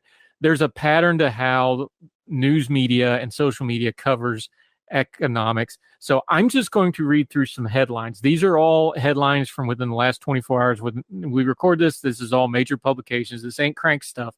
Let's see your reactions to it, and let's see if we can find a couple patterns. So none of this is from the Babylon Bee, is what you're saying. There's no Babylon Bee. There's no Onion. There's no funny business. All right. Nothing from the Logan Free Press. Where this is all on the up and up. Okay. Let's start. CNN headline. I'm just going to read the headline. You react. The strange reason America's economy is shrinking. Yeah, that's not really a helpful headline. Well, maybe this one will help. Wall Street Journal, 19 hours difference here. U.S. economy still shrinking. So I guess they're keying on the GDP numbers. So that's what they're writing about. They're just solely focused on GDP. Well, and just in case we didn't get the point yet, New York Times, exact same time frame within a couple of hours. Big tech is proving resilient as the economy cools. Oh, we're not shrinking now. Now we're cooling. How does that one land with you? I think it's more correct to say shrink, although I would simply, I think that word's a little charged too, but cooling. So the New York Times is I think in some respects trying to look at more than just one facet, but I think that in and of itself also has its own particular sort of dent. The other two headlines that you read to me, seem to be more exactly specifically focused on GDP shrunk year over year. And you're correct, because the New York Times goes into the tech companies slowing their hiring processes. So well spotted. Here we go. Reuters, of course, major international news. Apple, the company, not the fruit, forecasters faster sales growth, strong iPhone demand despite glum economy. So we went from slowing to cooling. Now we're a glum economy. What do you think of Reuters? I would hesitate to call this a gloomy economy. Again, I see there are good aspects going on and very bad aspects. They're just trying to contrast that Apple's having unexpectedly good news, so to speak, using that lovely word, unexpectedly. NPR, U.S. economy just had a second quarter of negative growth, period. Is this a recession? Question mark. Probably the best headline out of all of them. Yeah, you like that one? Why? It's factual. We had 2 quarters of negative GDP growth, and then the question is this a recession? And then I'm sure the article goes into the various caveats that go in there. But that's at least the correct characterization of what is going on. Now, I wish all these that we had was like, hey, Americans are still feeling pain. Yeah. Yeah, and we're going to link to these, by the way, so you can read them in your entirety if you so choose to. Okay, here we go. Washington Post, something I use a lot on this program. GDP report shows U.S. economy shrank again in the second quarter. Now, here's the interesting part of this headline, though, because of the way they do it. Here's the subheading. The latest GDP reading comes at a time of mounting worries about the economy's resilience. Yeah, so they're focusing on basically what we see from surveys that shows how do people feel about this economy right now. And so, and I think this is an interesting point. And I'm still trying to struggle to understand why the American public is sort of feeling this way. When we do surveys of sort of economic, temperature, economic, feelings, whatnot, today people are more gloomy and pessimistic and downrating the economy than during the worst part of the great financial crisis. I have a hard time squaring that because, like, again, for me, one, if you're unemployed, that's really bad. We have high inflation, so some of your earnings are being eroded. The way I try to explain this paradox is that if it's an unemployment, driven recession, which is what the great financial crisis was in some respects, right, with double-digit unemployment, which we never hit this time around, a small minority of people are feeling a hell of a lot of the pain. And in this, whatever this is, this downturn, I'll just call it a downturn because I think that's closer to what it is than a recession itself. Then this downturn, we don't have unemployment, everybody's got their jobs, but everybody is feeling the pain of inflation for the most part. So maybe that explains the paradox of why folks are viewing this economy as worse than the great financial crisis. All right, this one's CNN International, but I love the somebody that runs a website. This one's I would absolutely just tear somebody to pieces if they sent me a subheading that was this far off the headline. Here it is, CNN International. Europe's economy surprisingly grew last quarter, easing recession fears for now. For now's in parentheses. Subheading, but Germany, the region's biggest economy, stagnated in the second quarter, official data showed on Friday. Inflation continues to push higher. Doom cells. Doom cells. How's that one hit you?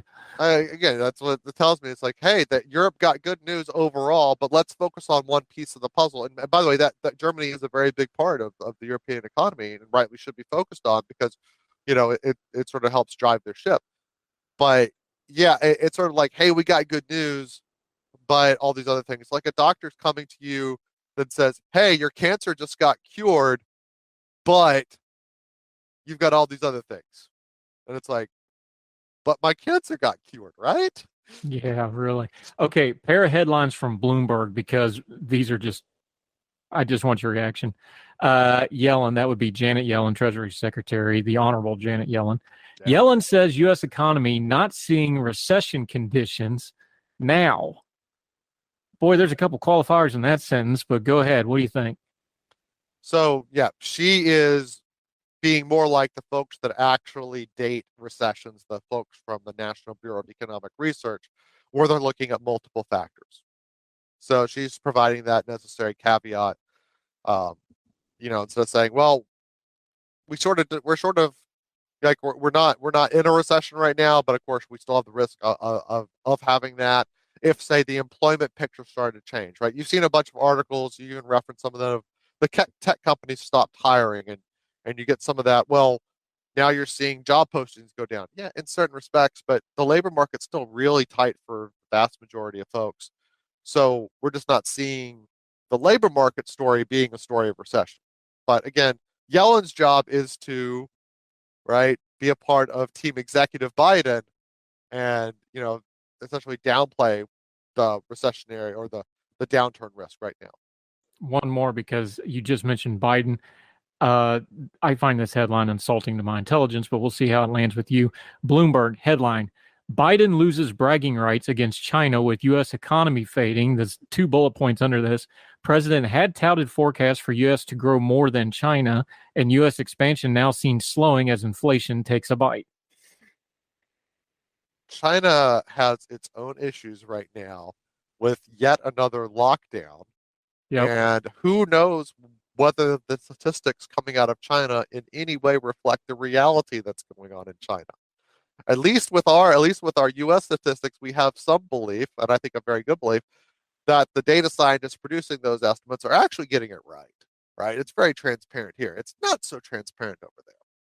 So yeah, I react poorly to that because we don't really understand the full picture of what's going on in China, and other headlines that have come out of the Chinese economy, right, do not paint a very good picture of what their economy is doing right now. Funny you mentioned that because I got one of them right here. Forbes, not a crank publication. Way to segue it. By the way, China, some other time we'll dig into this. China has a workforce of 750 million people. Our whole country has 330 million people. You can't do apples to apples with China on a lot of ways, not just because of the Communist Chinese Party. It's a totally different beast than what we're doing. So you're going to always look dumb doing that comparison anyway. It's also a totally different economy, right? So you think about the U.S. as a service sector based economy. We talked about that one of the last times. You and I were chatting. China is largely manufacturing still. Those are going to react differently to different sort of world economies. Yeah. All right. Last one. Forbes. China's economy still looking worryingly weak. Key data shows, and this is more recent than the other headline, but about the same time frame. So I just love that one. So go ahead, juxtapose those two for me. Yeah. Well, the latter is probably more closer to the truth than the former. Thank you for that in-depth analysis, Mr. Economist. No, it's true because I agree with you. You can't trust the numbers coming out of China. You can't trust the Western bloviating about the numbers coming out of China. Just always be very suspicious of those numbers. But we know that China has their zero COVID policy, and they still have a policy of lockdowns in various places. And I'm not getting into whether that's a good policy or a bad policy, right? I'm coming into there is a cost. The U.S. has said we are now vaccinated enough, or we no longer care enough, whichever you want to pick, that we are not going to be shutting down our ports or anything else, and it's going to be essentially business as somewhat usual. Still, there's still things that are different about our economy, but we're open back up, right? People are going on vacations. We don't have lockdowns anymore. Yeah. So whether or not we're right in that policy versus China, we'll know in 10 years. Yeah, with China, you always watch their actions, not their words and not their propaganda. Their actions will tell you what they're actually doing. Don't read the pamphlet on the Silk Road. Watch where they're actually building stuff. That kind of thing. Just watch their actions. They're not real subtle in what they do. They're very good at what they say, not matching that, but watch what they do because you can't hide it in their actions. So that's the way to handle that. Jericho Hill, great stuff today. That's fun going through the headlines. That's a little easier than going through the theory of things. Let folks know where they can follow you and what you have going on until they see you again on Heard Tell, which will be very soon. Well, you can always find me on Twitter at Motoeconomist, and essentially I'll be enjoying the month of August because I will not only be watching my little girl turn 4 years old, I apparently also have a birthday, and I won't disclose what my actual age is because I'm getting up there in years. You're going to be another one of those that turns out to be younger than me. It's going to make me mad and throw things. So let's just move along. Happy birthday, my friend. I think you and I are actually about the same age. I hope so, because I'm running out of folks that I'm younger than.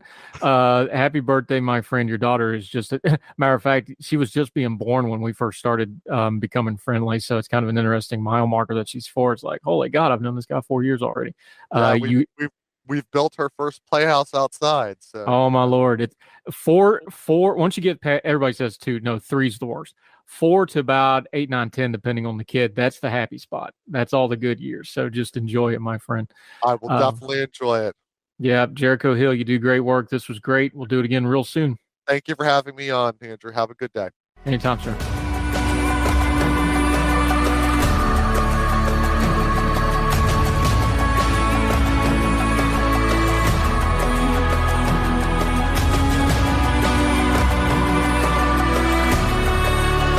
Welcome back to Heard Tell. Let's go to Africa. We've been talking about it periodically, various things. A lot of geopolitics cross paths down in Africa. It's been that way for hundreds of years. It will be like that for the next 100 years. But right now, in the here and now, there's some really important stuff going on with some very familiar world players that we do see in the news media. Let's go to another one of our great Young Voices contributors. He is an intern at the Initiative for African Trade. and prosperity. He's studying a master's at the London School of Economics. And if you're from Logan and don't know what that is, they don't just let you walk in there. That's a prestigious thing. That's kind of an important school. Alexander Jaloin, how are you, sir? I'm doing good, Andrew. Thank you for the nice introduction. Happy to be here. Happy to talk about Africa. Thrilled to be with you. Let's start big picture. And we deal with truth. We talk all the time. One of our core values on this program is things don't happen in a vacuum. They happen in a sequence. Africa has always been somewhat chaotic. The Horn of Africa and Somalia, that has been conflict for all of yours and mine lifetimes. We know about Somalia, Black Hawk Down, all that stuff. We know the problems in Central Africa. Libya in the north is a failed state. We know about the issues in South Africa. Even though that's more of a developed area, they still have problems. Africa has always been a problem. Africa has always had something of a power vacuum. And there's been colonial and imperialistic interest in Africa for as long as there's been recorded human history. These problems aren't new. Just the players are new, and they're familiar players to us, people like China, like Russia. Give us the big picture of what's going on in Africa right now, today. Yeah, that's a great question. I think your premise is absolutely true, where Africa was, a very big deal back in the Cold War time, different kind of spheres of influence, Soviet influence, American influence, and then fast forward to today, and after about maybe 2 decades or so of things kind of calming down there in terms of who the major players are, with the U.S. kind of taking that role.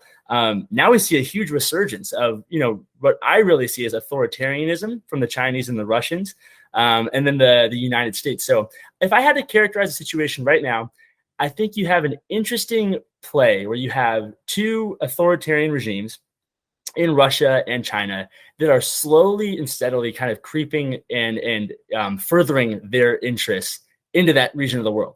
And you have the U.S. and the West kind of backtracking and trying to respond to that. So we can get into a little bit about kind of the ins and outs of how that's going on, kind of the economic, political, foreign policy interests that each side has. But it is a big deal because Africa is growing. Not just population-wise, but also economically. They're going to play an increasingly important role as the future goes on. And so I think if the U.S. doesn't respond to these threats, we'll be in for some long-term trouble if we don't make a pivot right now, in my opinion, in our strategy down there. So, yeah. What is the biggest thing we need to pay attention to in Western media, though? Because there's a lot of stuff we're going to move. We're going to work through an article that you wrote here in just a second. There's so many moving parts to this. China, Russia. There was just a big CNN report about Russia and doing the gold mining and how they're stripping resources that way. China's after the rare earth minerals because they have a lock on the battery and those sorts of things for, high-end components. There's so much going on. And then there's all the internecine strife inside of Africa that's always been there. Our Western media has never been great at covering Africa. What's some of the core things we need to know before we dig into the details here that a Western audience, an American audience that's not familiar with Africa, that we kind of need to have some ground rules in dealing with something that's so big as this? Absolutely. I think it's really the military considerations. So I'll speak on that briefly, really quickly. Over the past 5 years, China has been extending its military influence into the region, which is something they had not been capable of doing before. So back in 2017, they opened their first military base in East Africa, in a small country called Djibouti. Kind of a funny name, but it's geostrategically positioned in East Africa, in an important region of the world. And it does beg the question, why would China be attempting to spread its influence into that region? And then recently, there have been fears that have come out from the Department of Defense talking about the potential of China opening another base over in West Africa in Equatorial Guinea. That would be their first base in the Atlantic. And so as far as what a Western audience needs to be concerned with, this idea that China is slowly moving bases closer to our region of the world and into regions that they previously had not really been privy to is certainly worrying. Now, on the flip side of that, Russia has also been getting increasingly interested in African politics and African regimes. They have been doing a very odd sort of strategy where they don't have a lot of economic ties with Russia, but what they've been doing is sending in mercenary forces to often kind of quell rebellions or the threat of Islamic terrorism or things of that nature. And then once their mercenary groups are there, the Russians don't tend to leave. And now they kind of have a stranglehold in certain areas, try to reach into places like the Suez Canal and kind of spread their influence that way. So in terms of what's direct, relatable, and applicable to a Western audience, I would certainly say kind of the military jockeying of Russia and China is definitely something that we need to be very aware of. And if we're not, we can kind of find ourselves behind the 8 ball, which I know we definitely do not want to do. What is it about China? Because here's the problem with China: the CCP and their many minions in social media and in the traditional news media, they get really upset if you call them imperialistic or colonial. Mm-hmm. There's no other way to describe what they're doing in Africa as imperialistic and colonial. Now, they're not doing it so much militarily, although that's starting to happen as well. They're doing it financially. They're doing it through offering loans. They're doing it through what I would call, and many others have, predatory debt. And then they foreclose. We've seen this in Sri Lanka and other places, and now we're seeing it in Africa, where they use predatory debt to get infrastructure interests and take over important infrastructure, airports, ports, things like this. How do we address that? Because the propaganda arm of China is mighty and it's long-reaching, but the facts on the ground say, hey, action's not words. This is what they're doing, and they're doing it purposefully, and they have a long plan involved here. You're absolutely right, Andrew. And I think that it would be one thing, if China was actually interested in helping, build infrastructure. We just want to develop Africa out of the kindness of our hearts. Unfortunately, that's certainly kind of not what they are trying to do.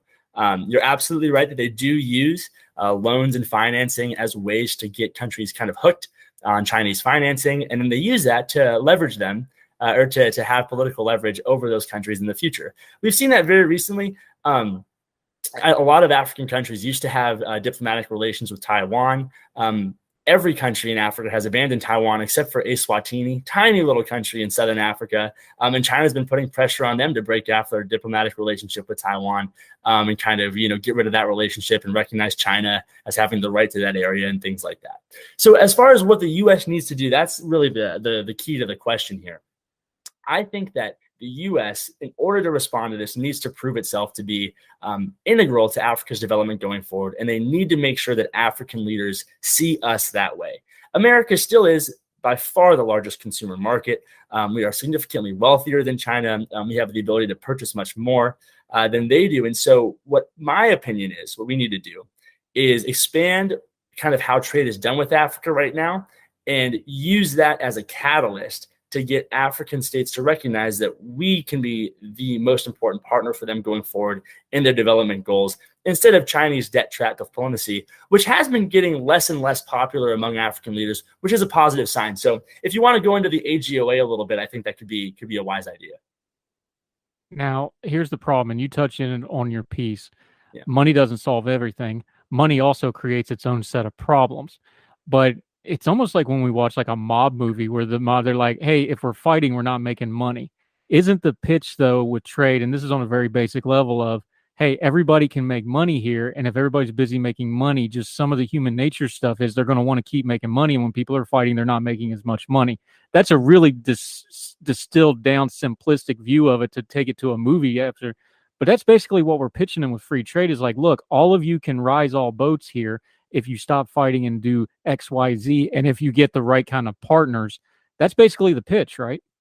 I think that is part of the pitch. I wouldn't say that's the entire thing. I do think that there is appetite in Africa for democracy, for human rights. People are very skeptical of Chinese interests, the way China runs its kind of authoritarian grip on its own people. And so I wouldn't say that, free trade and wealth is the only motivating factor, but I would certainly say that plays an integral part. So along with that, what I would say is I believe that African countries that do engage with trade in the United States definitely do benefit. There have been a number of countries in the past decade or so that have significantly developed different sectors through trading relationships with the United States. Now, whether or not we'll be able to use that as enough leverage to say, hey, abandon Chinese financing and come to us will be something only really time can tell. But I would say this for sure. The deepening relationship of economic ties between America and Africa is absolutely integral if we want to keep our influence over there. There's kind of an isolationist mood right now in the United States. I hope that we can kind of work against that as time goes on because, like it or not, the world is much smaller than it used to be, and we need strategic partners around the world. And a great way to do that is through economic ties and getting African producers and African consumers to recognize the benefits of having access to the U.S. market. So.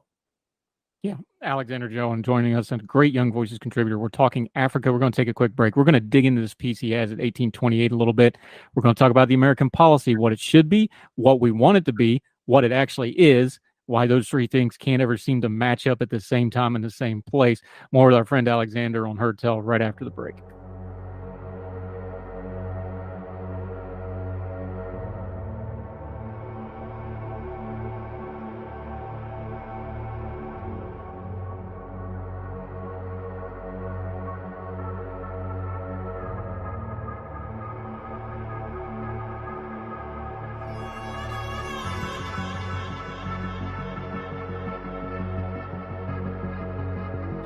Welcome back to Heard Tell. We got our friend Alexander back on. We're talking Africa.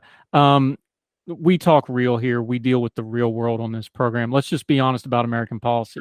Part of the problem with foreign policy and financial policy, for that matter, is there's a certain amount of inconsistency built into our system. We have presidential elections every 4 years. Congress turns over every 2 years. The American people tend to like gridlock. They like split government for the most part. Some of this is built into the cake, but when we're dealing with foreign policy, the two most important things when we're dealing with foreign powers is consistency and cohesiveness. People got to know what we're going to do and know that we're going to do it. America has been really, really bad at that for the last 30, 40 years, basically my entire lifetime for the most part since the end of the Cold War. What do we do to change that? Because it's hard to pitch things like we will be your trade partner. China's got a 50-year plan. They don't have the Russian 5-year plan. They plan way in ahead. So people are looking like, yeah, I'm making a deal with the devil, but at least I know what I'm getting. That's part of the problem here, yes? Yeah. No, I do agree with that, Andrew. And I would say, too, I think what has been a good development in the U.S. is there does seem to be kind of a consolidation from both sides, Republicans and Democrats, that increasing China's influence in the world is problematic. I have a lot of disagreements with the Biden administration, but one thing I have enjoyed that they do is they will speak out against China, and they sent Pelosi over to Taiwan recently. And so they seem to be, in my opinion, willing to fight back against that. So in terms of what we need to do as a national strategy, I absolutely agree. We have had a very disjointed couple decades of policy towards Africa. And for a lot of it, it seems like we kind of took them for granted. They were not necessarily the most important partner of us. And we did not really give them, I think, the respect and kind of attention that they needed. So going forward, what I think certainly needs to happen is, you're absolutely right, a cohesive, coherent strategy about what we want to see from Africa and what they need to see from us. And I think the best way to do that is to, A, increase our diplomatic relations and actually begin to speak on the world stage, putting African issues at the very top of our foreign policy considerations, and B, through economic ties. Those two combined, if we could really nail those down and prove to African states and African leaders that we mean business, I think that would go a long way in pushing back China's influence in pretty much the near future, if possible. You use a term in the piece, utilization strategies. You're bouncing that off of what Xi Jinping and the Chinese are doing with the Belt and Road Initiative. They've got billions of dollars they're pouring into that thing. We probably can't do anything like that for a lot of reasons, but break that terminology down for us. Just go through the nomenclature, utilization strategies. What are you talking about? Because again, this is not theory. This is stuff where you're actually going to have to kind of do some practical stuff to win people over, right?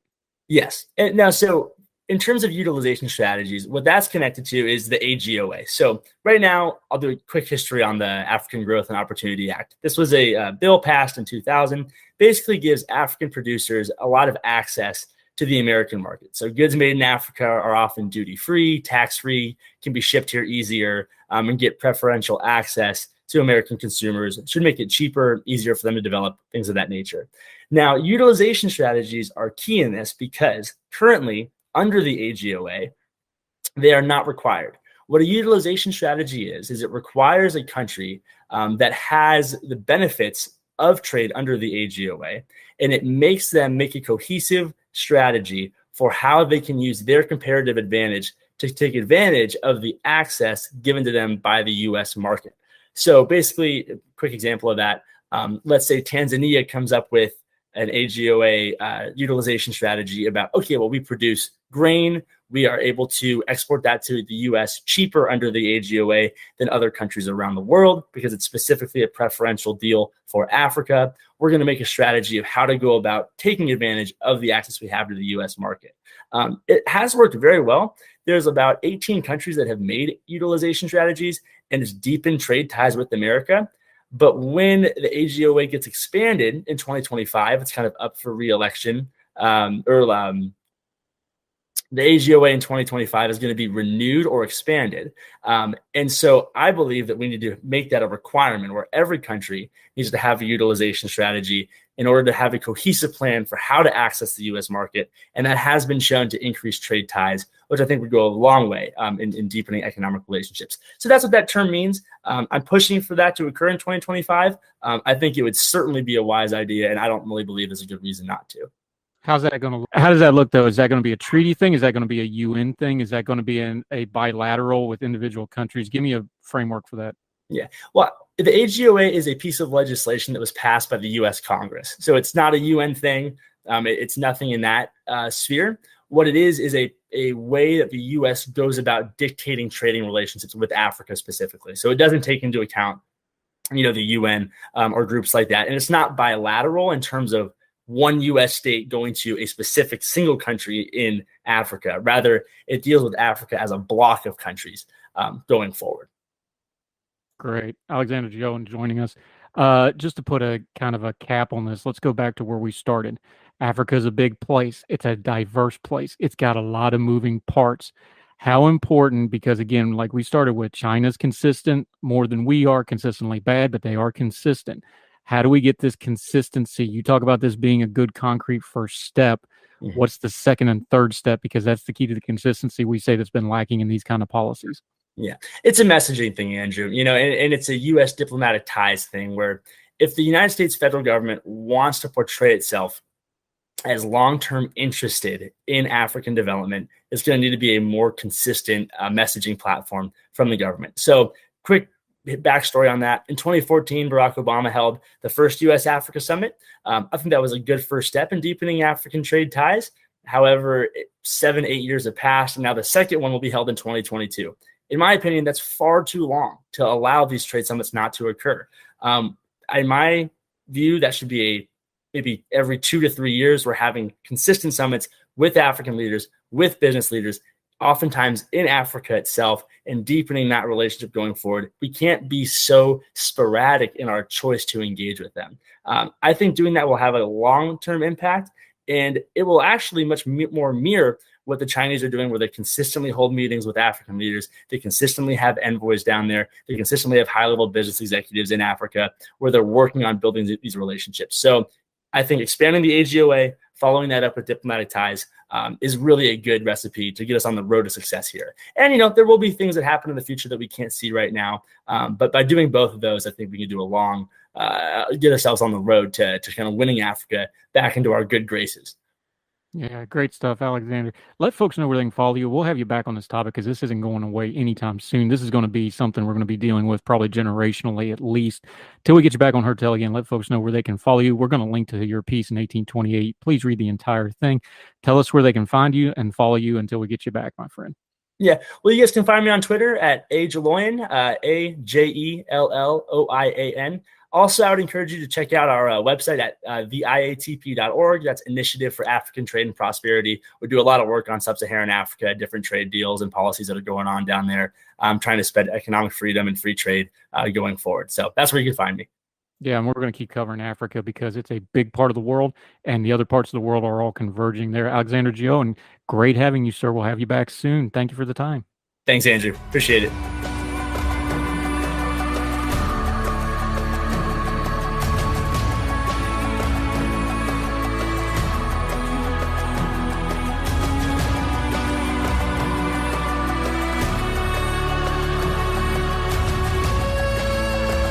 Welcome back to Heard Tell. Okay, here's the thing. Everybody talks about something like CPAC. We're going to talk to somebody that was actually there. Turn down the noise on it, find what was actually going on. National narratives sometimes don't always give the pictures. So let's talk to somebody that was actually there.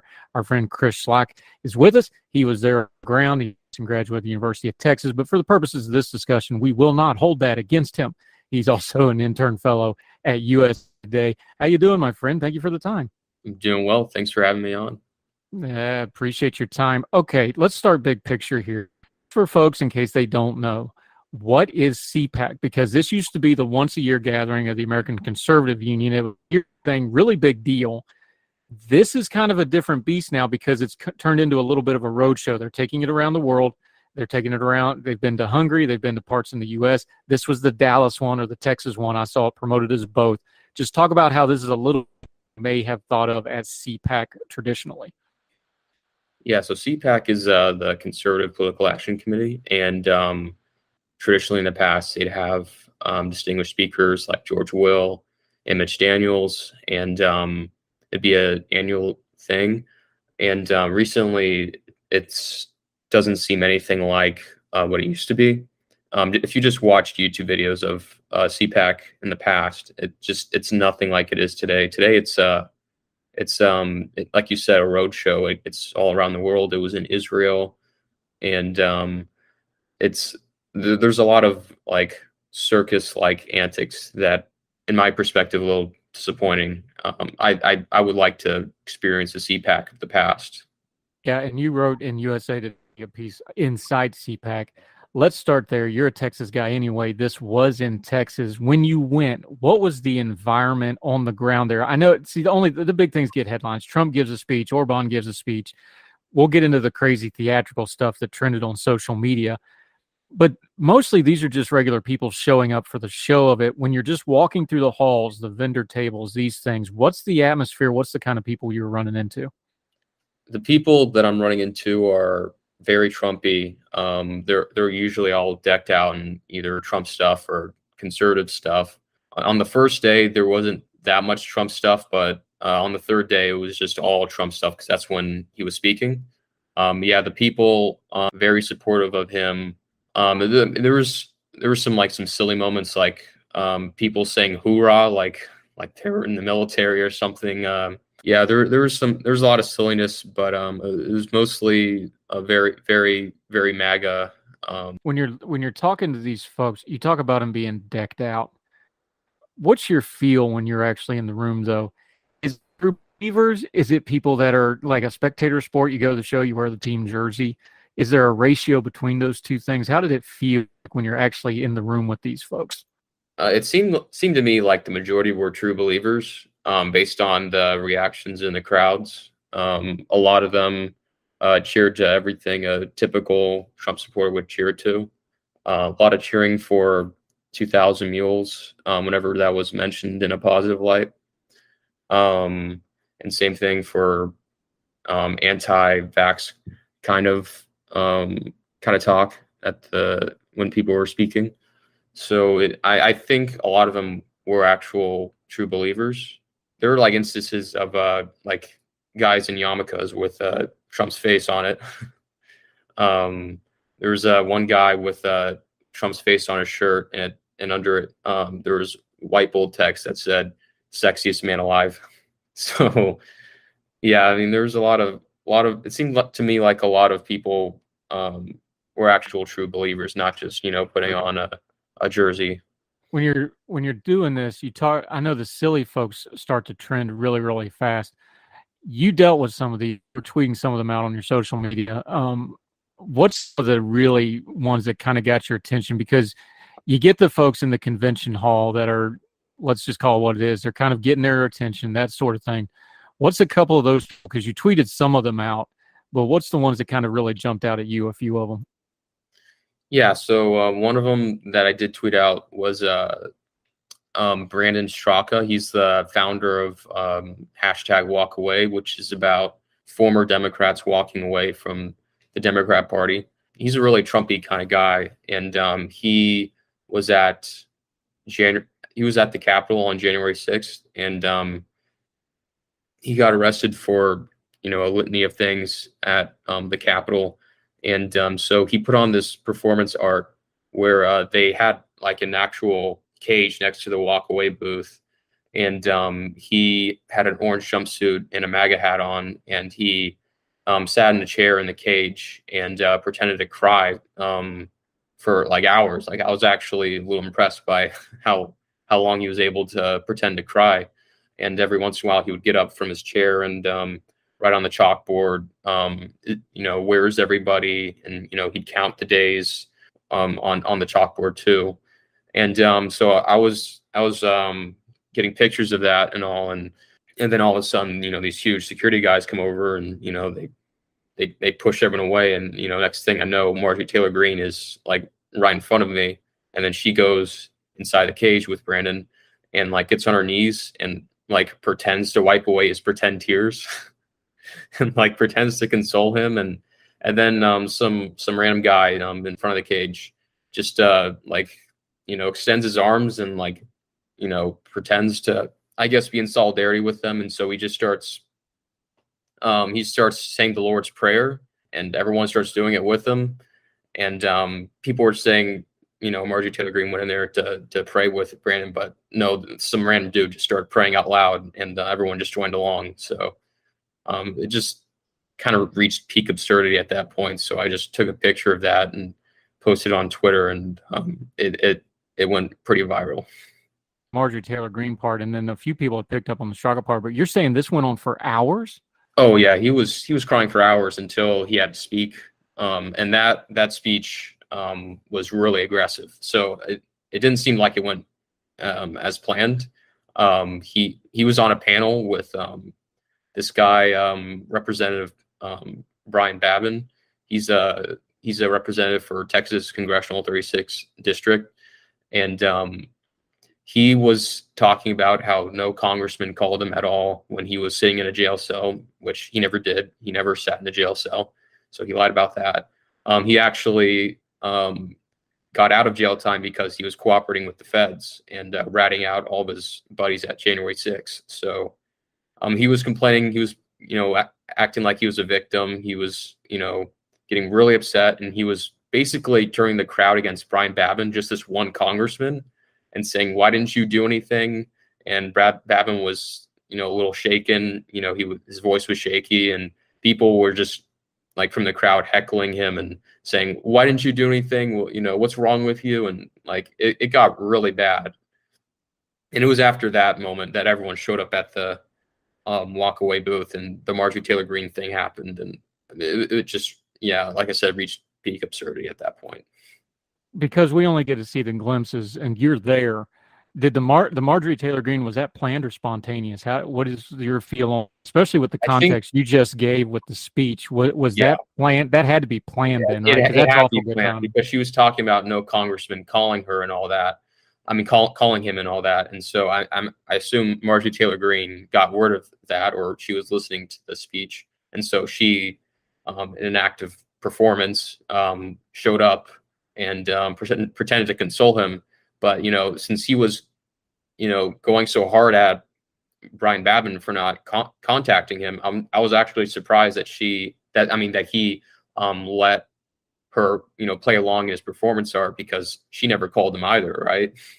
So like, I was surprised. Like, why is he playing along with her? Why isn't he like calling her out for not calling him while she was in the cage?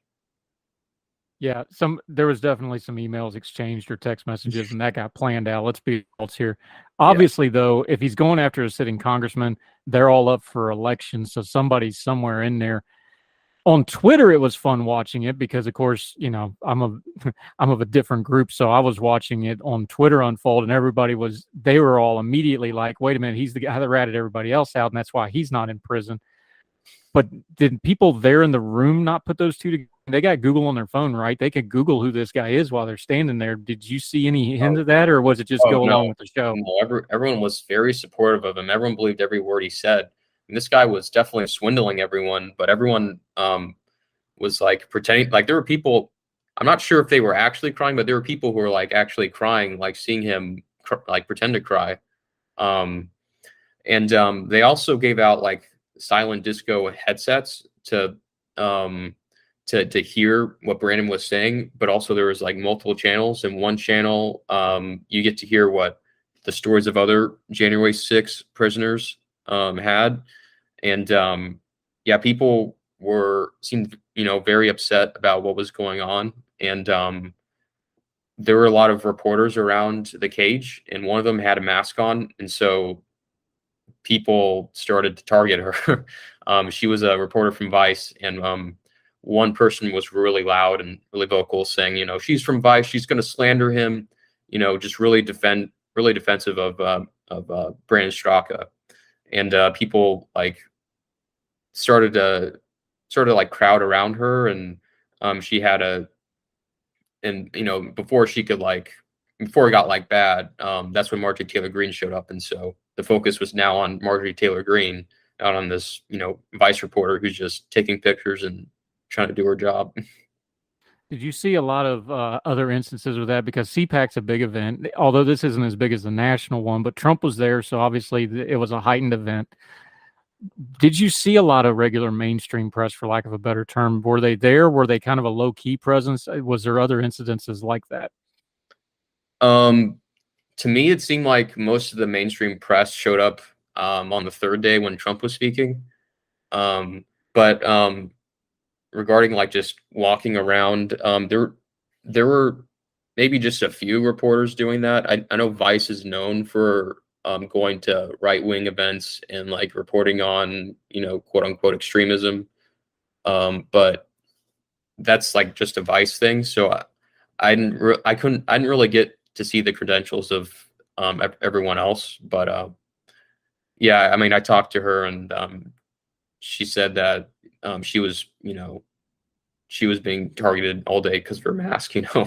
She was the only one with the mask. There was more people with masks on in the media than in the whole audience, so people could easily tell she's not on our side.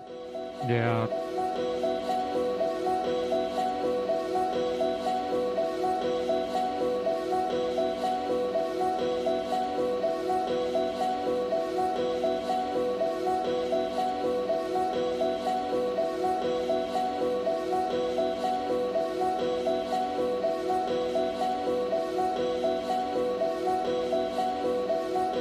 Yeah, that's an easy way to see it. Chris Schlock joining us. He was at CPAC. Something else you brought up in your experience there and writing about it, you talk about the conspiracy theories. How prevalent was it? Because it's easy for the outside mainstream press and the national narrative to be like, oh, it's just a conspiracy fest. How much of a theme was it? How constant was it, the conspiracy theories? Not just the election, but some of the other stuff. Now, again, timeline-wise, remember, this is a week ago, so this is before Trump and the search warrant and all that. We're targets, we're victims, Trump's innocent, all of that kind of stuff. How prevalent really was it? I wish that the mainstream media was wrong about this, but there were a ton of conspiracy theorist stuff and booths. When you walk in, the first one you see is Real America's Voice News, and they're known, and they were presenting Steve Bannon's War Room show, and that guy is known for all kinds of fringe ideas and conspiracy theories. And there were Mike Lindell was there, but he's more of just a election was stolen kind of conspiracy theorist. But then there was Jack Posobiec, the Pizzagate conspiracy theorist kind of guy. I mean, he basically hops on any trendy conspiracy theory. There was one booth called Grid Down, Power Up, which is a conspiracy theory about the electric grid being controlled by elites and going to be shut down, and some sort of sinister motive there. But yeah, there were a lot of conspiracy booths and politicians who embraced conspiracy theories, like Sid Miller. And there was also the Dr. Robert Malone and Dr. Peter McCulloch, who believe that the vaccine has a sinister motive to it. And I mean, a lot of it was, sort of what's already mainstream in the GOP, like the anti-vax stuff and the election was stolen stuff. But there was also some other fringe conspiracy theories that the GOP hasn't, wholly embraced yet. Talking about these things, because human nature is what it is, but we don't want to always pigeonhole everybody. I'm sure there's a spectrum involved here. Oh yeah. How much of it do you think is ignorance and how much of it do you think is actually out and out maliciousness? Because those are two different things, to be fair to folks. I imagine there's a portion of people that just get swept up in this stuff. And then there's the people like you talk about Popick and these guys who peddle in this because it's their business model. Give me a ratio or a feeling. How much of it is, do you think, people going along with the crowd, and then people where it gets really malicious and dark, like threatening reporters, like that kind of stuff? I think it's more ignorance. I don't think it's that much. I think it's usually a tiny percentage of people that are actually malicious. It seemed like a lot of ignorance, but I mean, yeah, there were definitely true believers of these things. Some shirts like Alex Jones was right, Infowars shirts, and well, there was like some Proud Boys there, and like some Enrique Tarrio supporters there, and he's one of the founders of Proud Boys. So there were the fringe was not, shy, I'd say at CPAC, but I don't think that's the majority of people there. Now, we know CPAC shoes off some of the really, really vile folks, the Nick people, kind of, who keeps trying to show up. Nick Fuentes, we're talking about, who keeps trying to show up at these things. They did manage to kind of get rid of him and shoo him off. Yeah. Other than that, though, because he's so extreme that everybody's kind of sure, where is the line? Because they don't seem to be doing a whole lot of policing their own on this stuff, do they? Yeah, I mean, I wish I knew what the line was. I will say that there was this one like white nationalist group that CPAC did not approve of, that showed up during a time that I was not there. I think it was during the Cattleman's Ball. I don't really know who showed up also, but there was like Facebook messages and all that, like come to our booth. So I do think that CPAC is good at policing stuff that's like racist, like Nick Fuentes, white nationalist types. But when it comes to conspiracy theories, I don't think they're as strict. Chris Schlock joining us on Heard Tell. We're going to take a quick break when we come back. A lot of big names. That's what usually gets covered. We're going to talk to him about those big names, what their reactions were in the hall, talk about the attendance, which got a lot of coverage before Trump got there. And then, of course, the main event itself, Donald Trump spoke. More about CPAC with our friend Chris Schlock right after this on Heard Tell.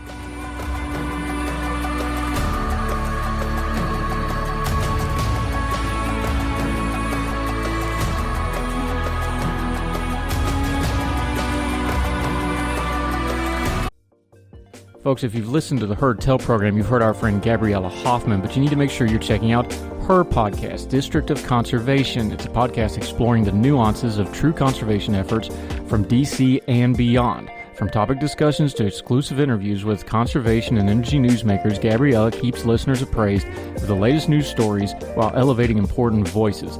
Listen to District of Conservation on Apple Podcasts or wherever podcasts are played.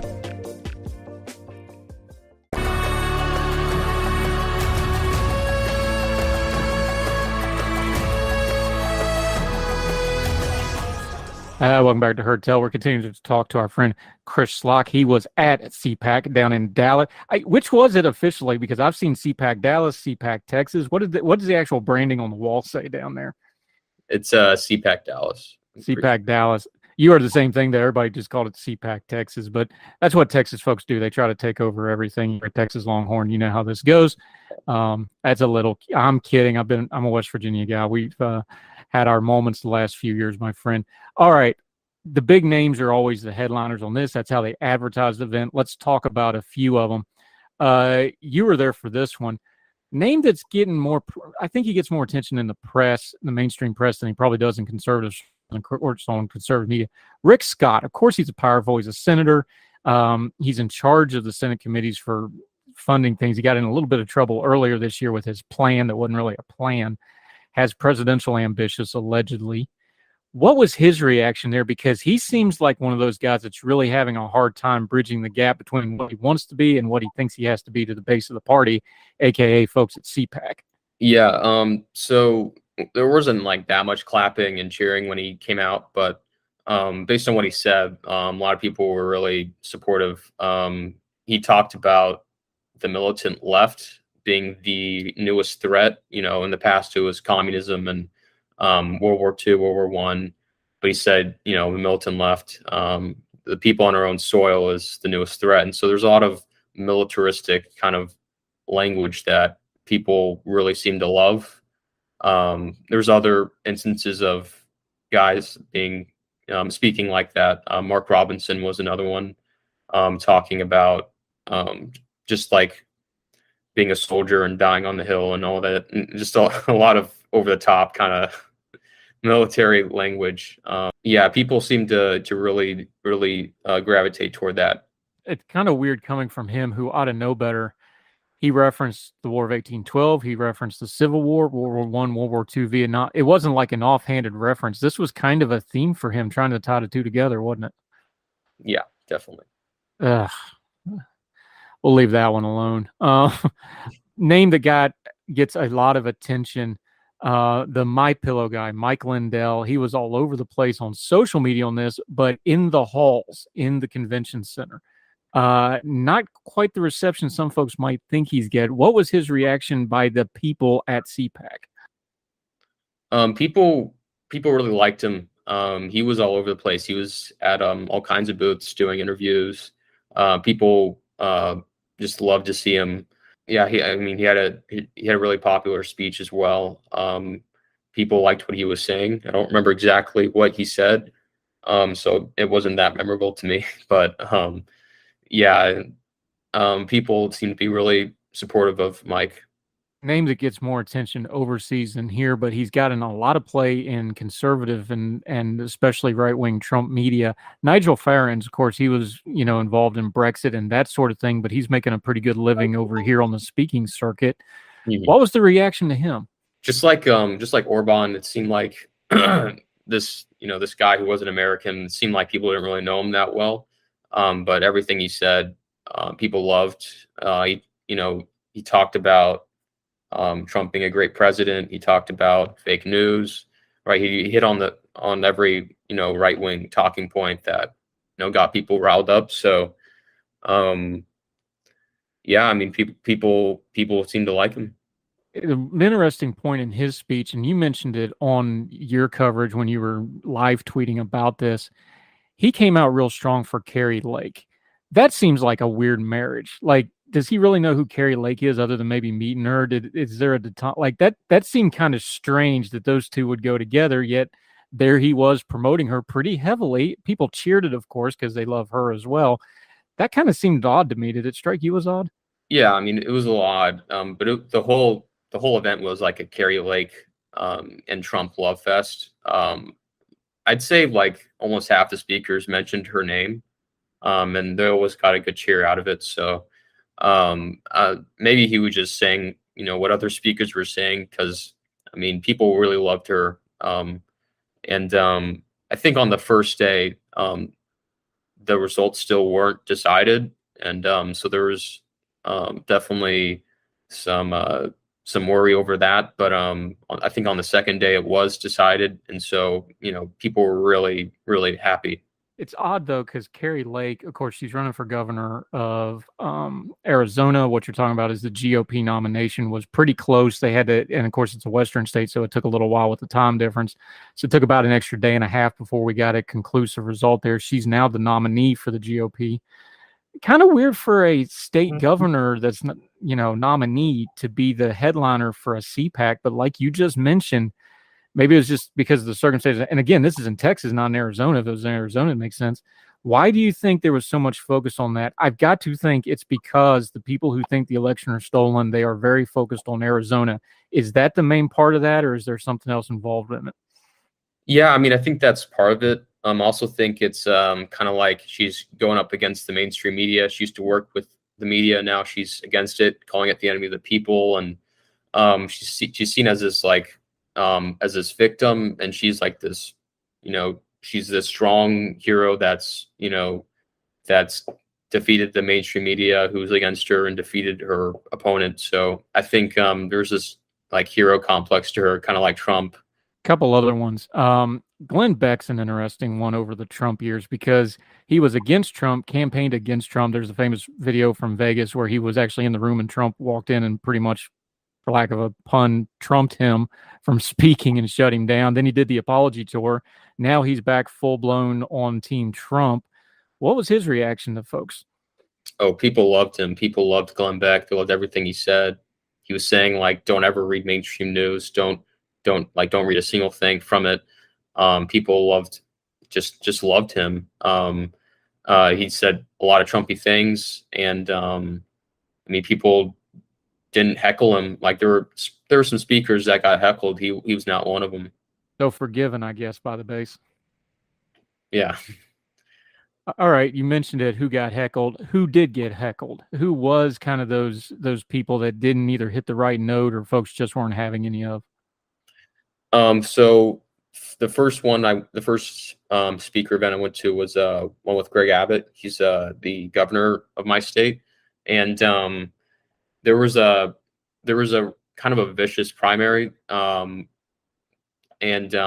people were really supportive of the really hard, MAGA base was really supportive of Don Huffines, and so some people were calling Abbott a rhino and not conservative enough, but I'd say most of the crowd was really supportive of Abbott, and the people who did heckle, like they got like nasty looks from people, and one of them actually brought security to go take one of them out of the event. So there was a lot of support for Abbott, but some heckling for not being conservative enough. He didn't end the lockdowns as quickly as, okay, well, yeah, I think that's what he got heckled for, because it's Texas. It's known to be really conservative, and yet he did lockdowns and mask mandates. So people, that's usually that's what people attack him for usually. Yeah. So Abbott was one of those, and it was a theme other than when Trump was there, because of course he's the big ticket headliner.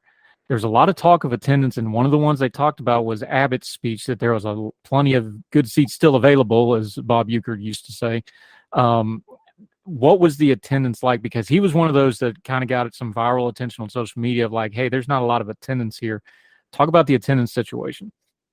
Yeah, so for the first couple of days, I'd say about half the seats were filled.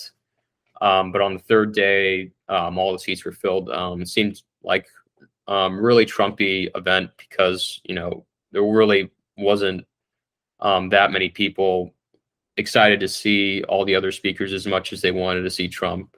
And there was like a lot of cheering and, clapping for like Marjorie Taylor Greene when she spoke and Matt Gaetz when he spoke, more so than like any of the other speakers. But Trump definitely was the one speaker that people wanted to see at that event. Yeah, and we'll get to Trump in just a second. Okay, the name that got the most mainstream media coverage by far outside of Trump himself, maybe more than in a lot of ways, because we kind of know what a Trump speech at this point is going to be. Viktor Orban, he's the prime minister of Hungary, like you mentioned earlier. They just did a CPAC in Hungary a couple of months ago. So there's obviously a working relationship there. Do people really know who this guy is? I know he stood up. I know he hit all the talking points. He gets the applause lines. He says things that sound conservative to the American conservative ear. Do they really know who he is and what he's about, though? Or was it just, oh, it's this foreign guy that says stuff we like?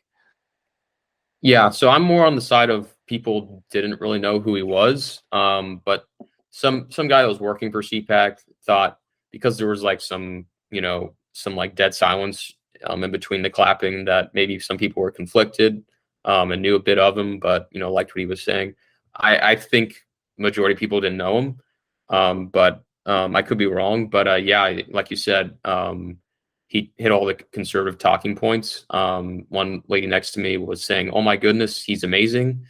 He was telling conservatives to curb illegal immigration, and he talked about winning the culture war. He talked about Hungary's low flat tax rate.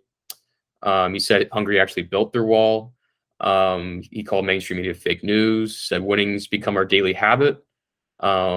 He talked about Christian and family values, criticized George Soros, praised law enforcement, and talked about law and order.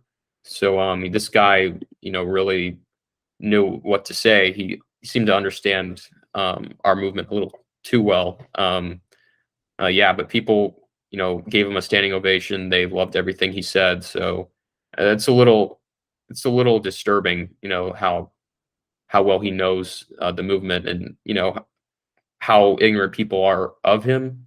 And same thing with like Brandon Straka. Like, people loved everything he said, but didn't actually do any research into saying this guy's actually fake. Like, he's not anything like that he says he is. See, I don't want to be Pollyannish here, because we've been doing this a while. We're all grown folks. We know how this works. This is a preaching to the choir event. People are going to hear what they want to hear. That's why they're going to this. However, in the age we live in now, kids in schools and people at their churches, if something gets said screwy by a teacher or a preacher at your church, the first thing everybody does is jerk out their phone and Google it. That's a thing now in culture. Everybody's doing it. Schools are having to pass rules about it. Colleges are. It's a thing among churches. I was just talking to some friends of the Christian persuasion. They're like, oh no, this is a thing. You got to be careful preaching because people are fact checking you in real time. Why isn't anybody Googling Brandon Straka when he's in a cage for 4 or 5 hours? What? I understand the answer to this, but you tell me your perspective on it.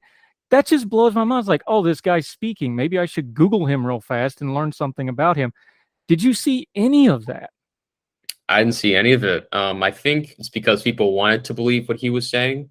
But I also think it's because like 90% of the audience were like really old. I think if I could take a guess, the median age was probably around 65, maybe older. There were a lot of elderly folks there. You look in the crowd and you see a lot of gray hair. So I don't think old people are as technologically capable as young people. So that could be a good reason why. Makes sense. Chris Schlock joining us. We're going to take one more quick break. When we come back, the main event of these things, Donald J. Trump gets in the building. We'll also talk about one of those other factors that we've been kicking around on some of our messaging stuff, why CPAC might be trending older and older. Doesn't have anything to do with the politics either. Finish up with CPAC, our friend Chris Schlock, right after this on Heard Tell.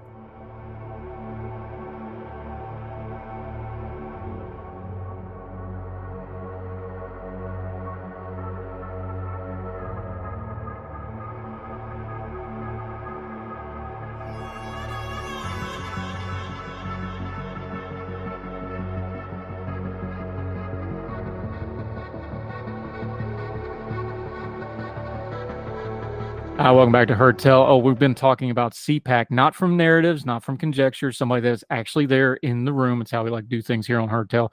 Chris Schlock's joining us, one of our great Young Voices contributors. He's also an intern at USA Today. He's got some good writing, including a piece out on this. Look for that. We're going to link to it in the show notes. Make sure you read it for yourself. Okay, we just talked about the attendance. It was interesting because we do the Young Voices stuff, and I'm also doing the mentoring stuff. So we have, discussion groups where we talk about things. I found it really interesting. One thing that got brought up by people, why they don't attend CPAC, is they talk about how expensive it's gotten. And I think part of it is it used to be a once a year thing. So people are like, okay, we save up, or a lot of groups fundraise to go to CPAC. A lot of youth and college, they'd fundraise and go to CPAC. That'd be the 1 year thing. I think with them doing it more and more often, it's just getting expensive and people aren't doing it. You talked about the age demographic. Well, that's the age that's got disposable income and time on their hands. Is that part of what's changing the demographic? Not just the politics and ideology, but maybe they're overextending this brand just a little bit too much. Is that a thing? I think that's a good possibility. The ticket was, I'd say, almost $300, but the student ticket was $50. So there still is an incentive for students to go. But anyone that isn't a student and is in between the age of, 20 and, 60, like those, that's not really the age group that I saw there. And, that would make sense. Those people aren't students, they don't have a lot of disposable income like, old people do.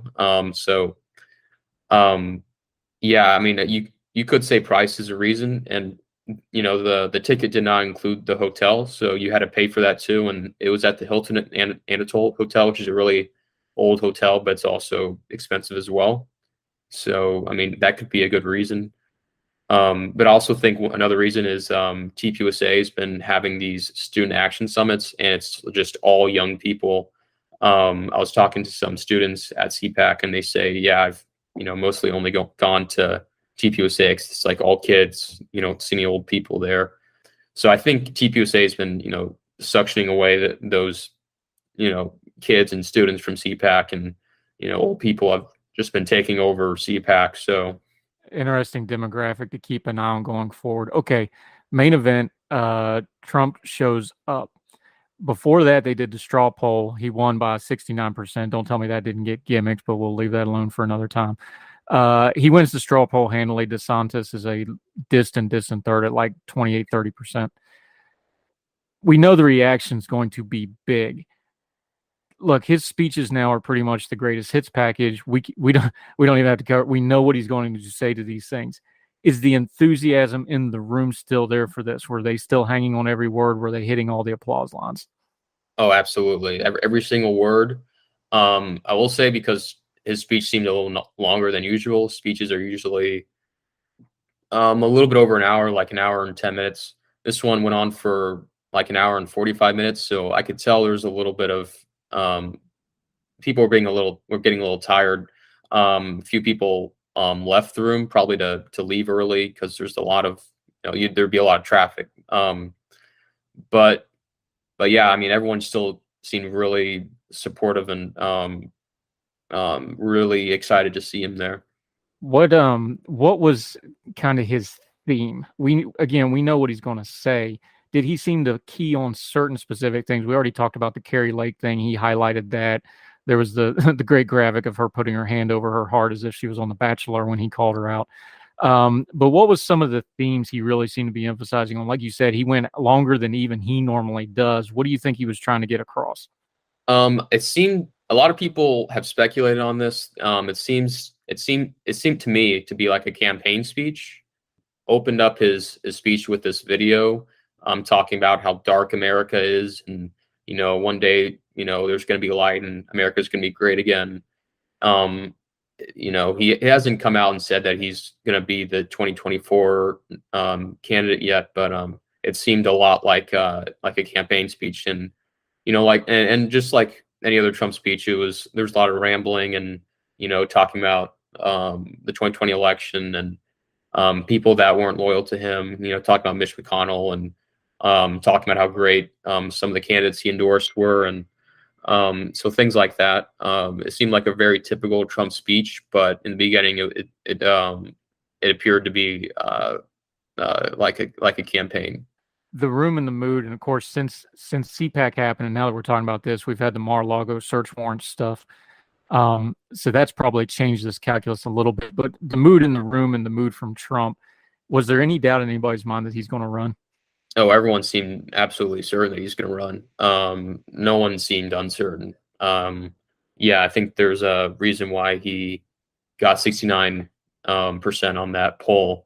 And in another CPAC straw poll, he got 99% approval rating, which apparently is up 2% from last year's CPAC poll.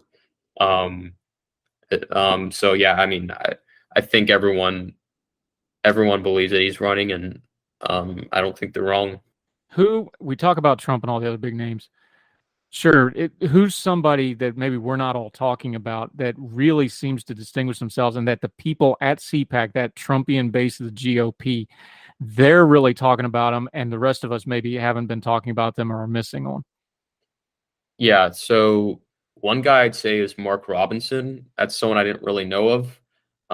He gave a really good speech. A lot of like militaristic language and stuff like that. Like don't give up, keep fighting.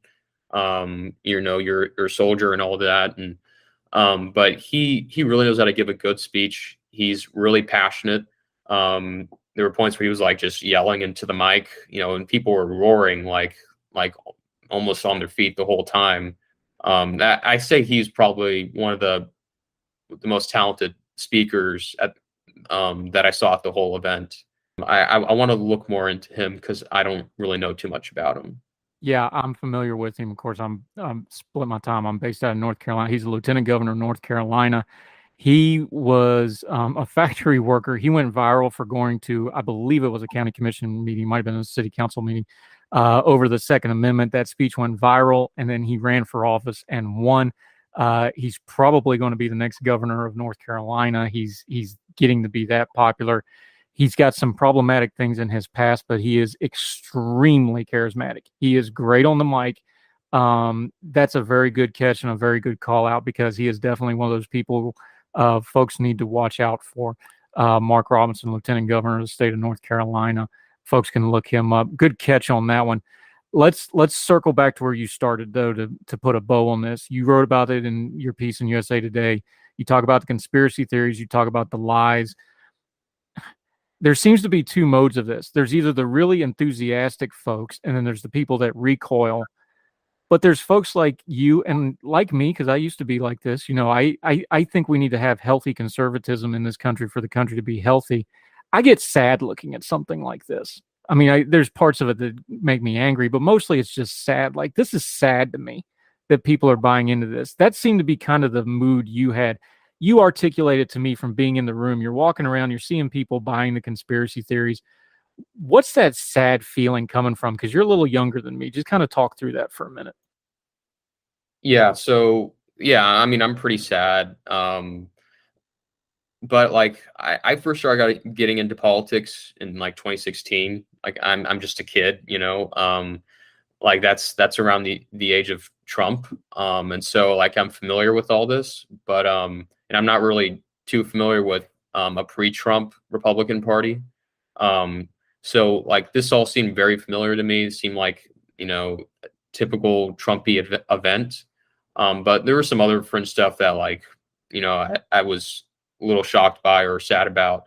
But yeah, I mean, I'm like a, you know, small government freedom kind of, you know, conservative, and you know, just seeing this stuff about conspiracy theories and like these populist booths, like Americans for National Renewal, and stuff like that. Just seeing like the philosophical change was bothersome to me. Jack Posobiec had a CPAC panel where he talked about the new right, talked about, you know, more focus on, you know, stuff like industrial policy, and the right needs to stop being afraid of big government and all that. And I'd say that bothers me more than the sort of crazy flashy things that you see at CPAC, just the like philosophical undercurrent. Yeah, I think what bothers me the most is just the fact that nobody has the ability to look at something like like I mentioned before about Googling. I'm being a little facetious, but like you didn't even bother to look up who this guy is. That's the part that bothers me. It's not that because people get sucked into stuff, and people like I can understand that, how that happens, but it's like you don't even do base level stuff like just check and seeing who a guy is. That kind of stuff bothers me. Chris Schlock, this is great information. Really appreciate your time today. The piece is out USA Today. We're linking to it till we get you back, because we're gonna. I found it fascinating you talking about not remembering my first election was 1998, which is the Clinton impeachment election, because they impeached him in January '99. So I've always wondered like how much that affects how I view politics, was that era. And I'm sure your politics are affected by this era. We'll have to have a chat about that sometime soon. Till we get you back on Heard Tell again, though, let folks know where they can follow you and what you got going on, my friend. You can follow me on Twitter at Chris Schlak. That's SCHLAK. You can find me at USA Today just by searching my name. And I recently wrote an article for Free the People on tariffs and in China, so you can check that out too. I'm guessing China is not a popular thing at CPAC. Not at all. I figure. Chris Schlock, great work interning at USA Today. He's writing all over the place. Another one of our great Young Voices contributors. We'll definitely have you back, buddy. Great information. Appreciate the time. Thanks for working with us on the schedule. It took us about a week to get this in there, and we'll talk real soon, my friend. Thank you so much. Yes, sir. Thank you. All the music on Heard Tell is provided under a Creative Content license from monstercat.com. This is the story of the one. As a maintenance engineer, he hears things differently. To the untrained ear, everything on his shop floor might sound fine, but he can hear gears grinding or a belt slipping. So he steps in to fix the problem at hand before it gets out of hand. And he knows Grainger's got the right product he needs to get the job done, which is music to his ears. Call, click Grainger.com, or just stop by. Grainger, for the ones who get it done.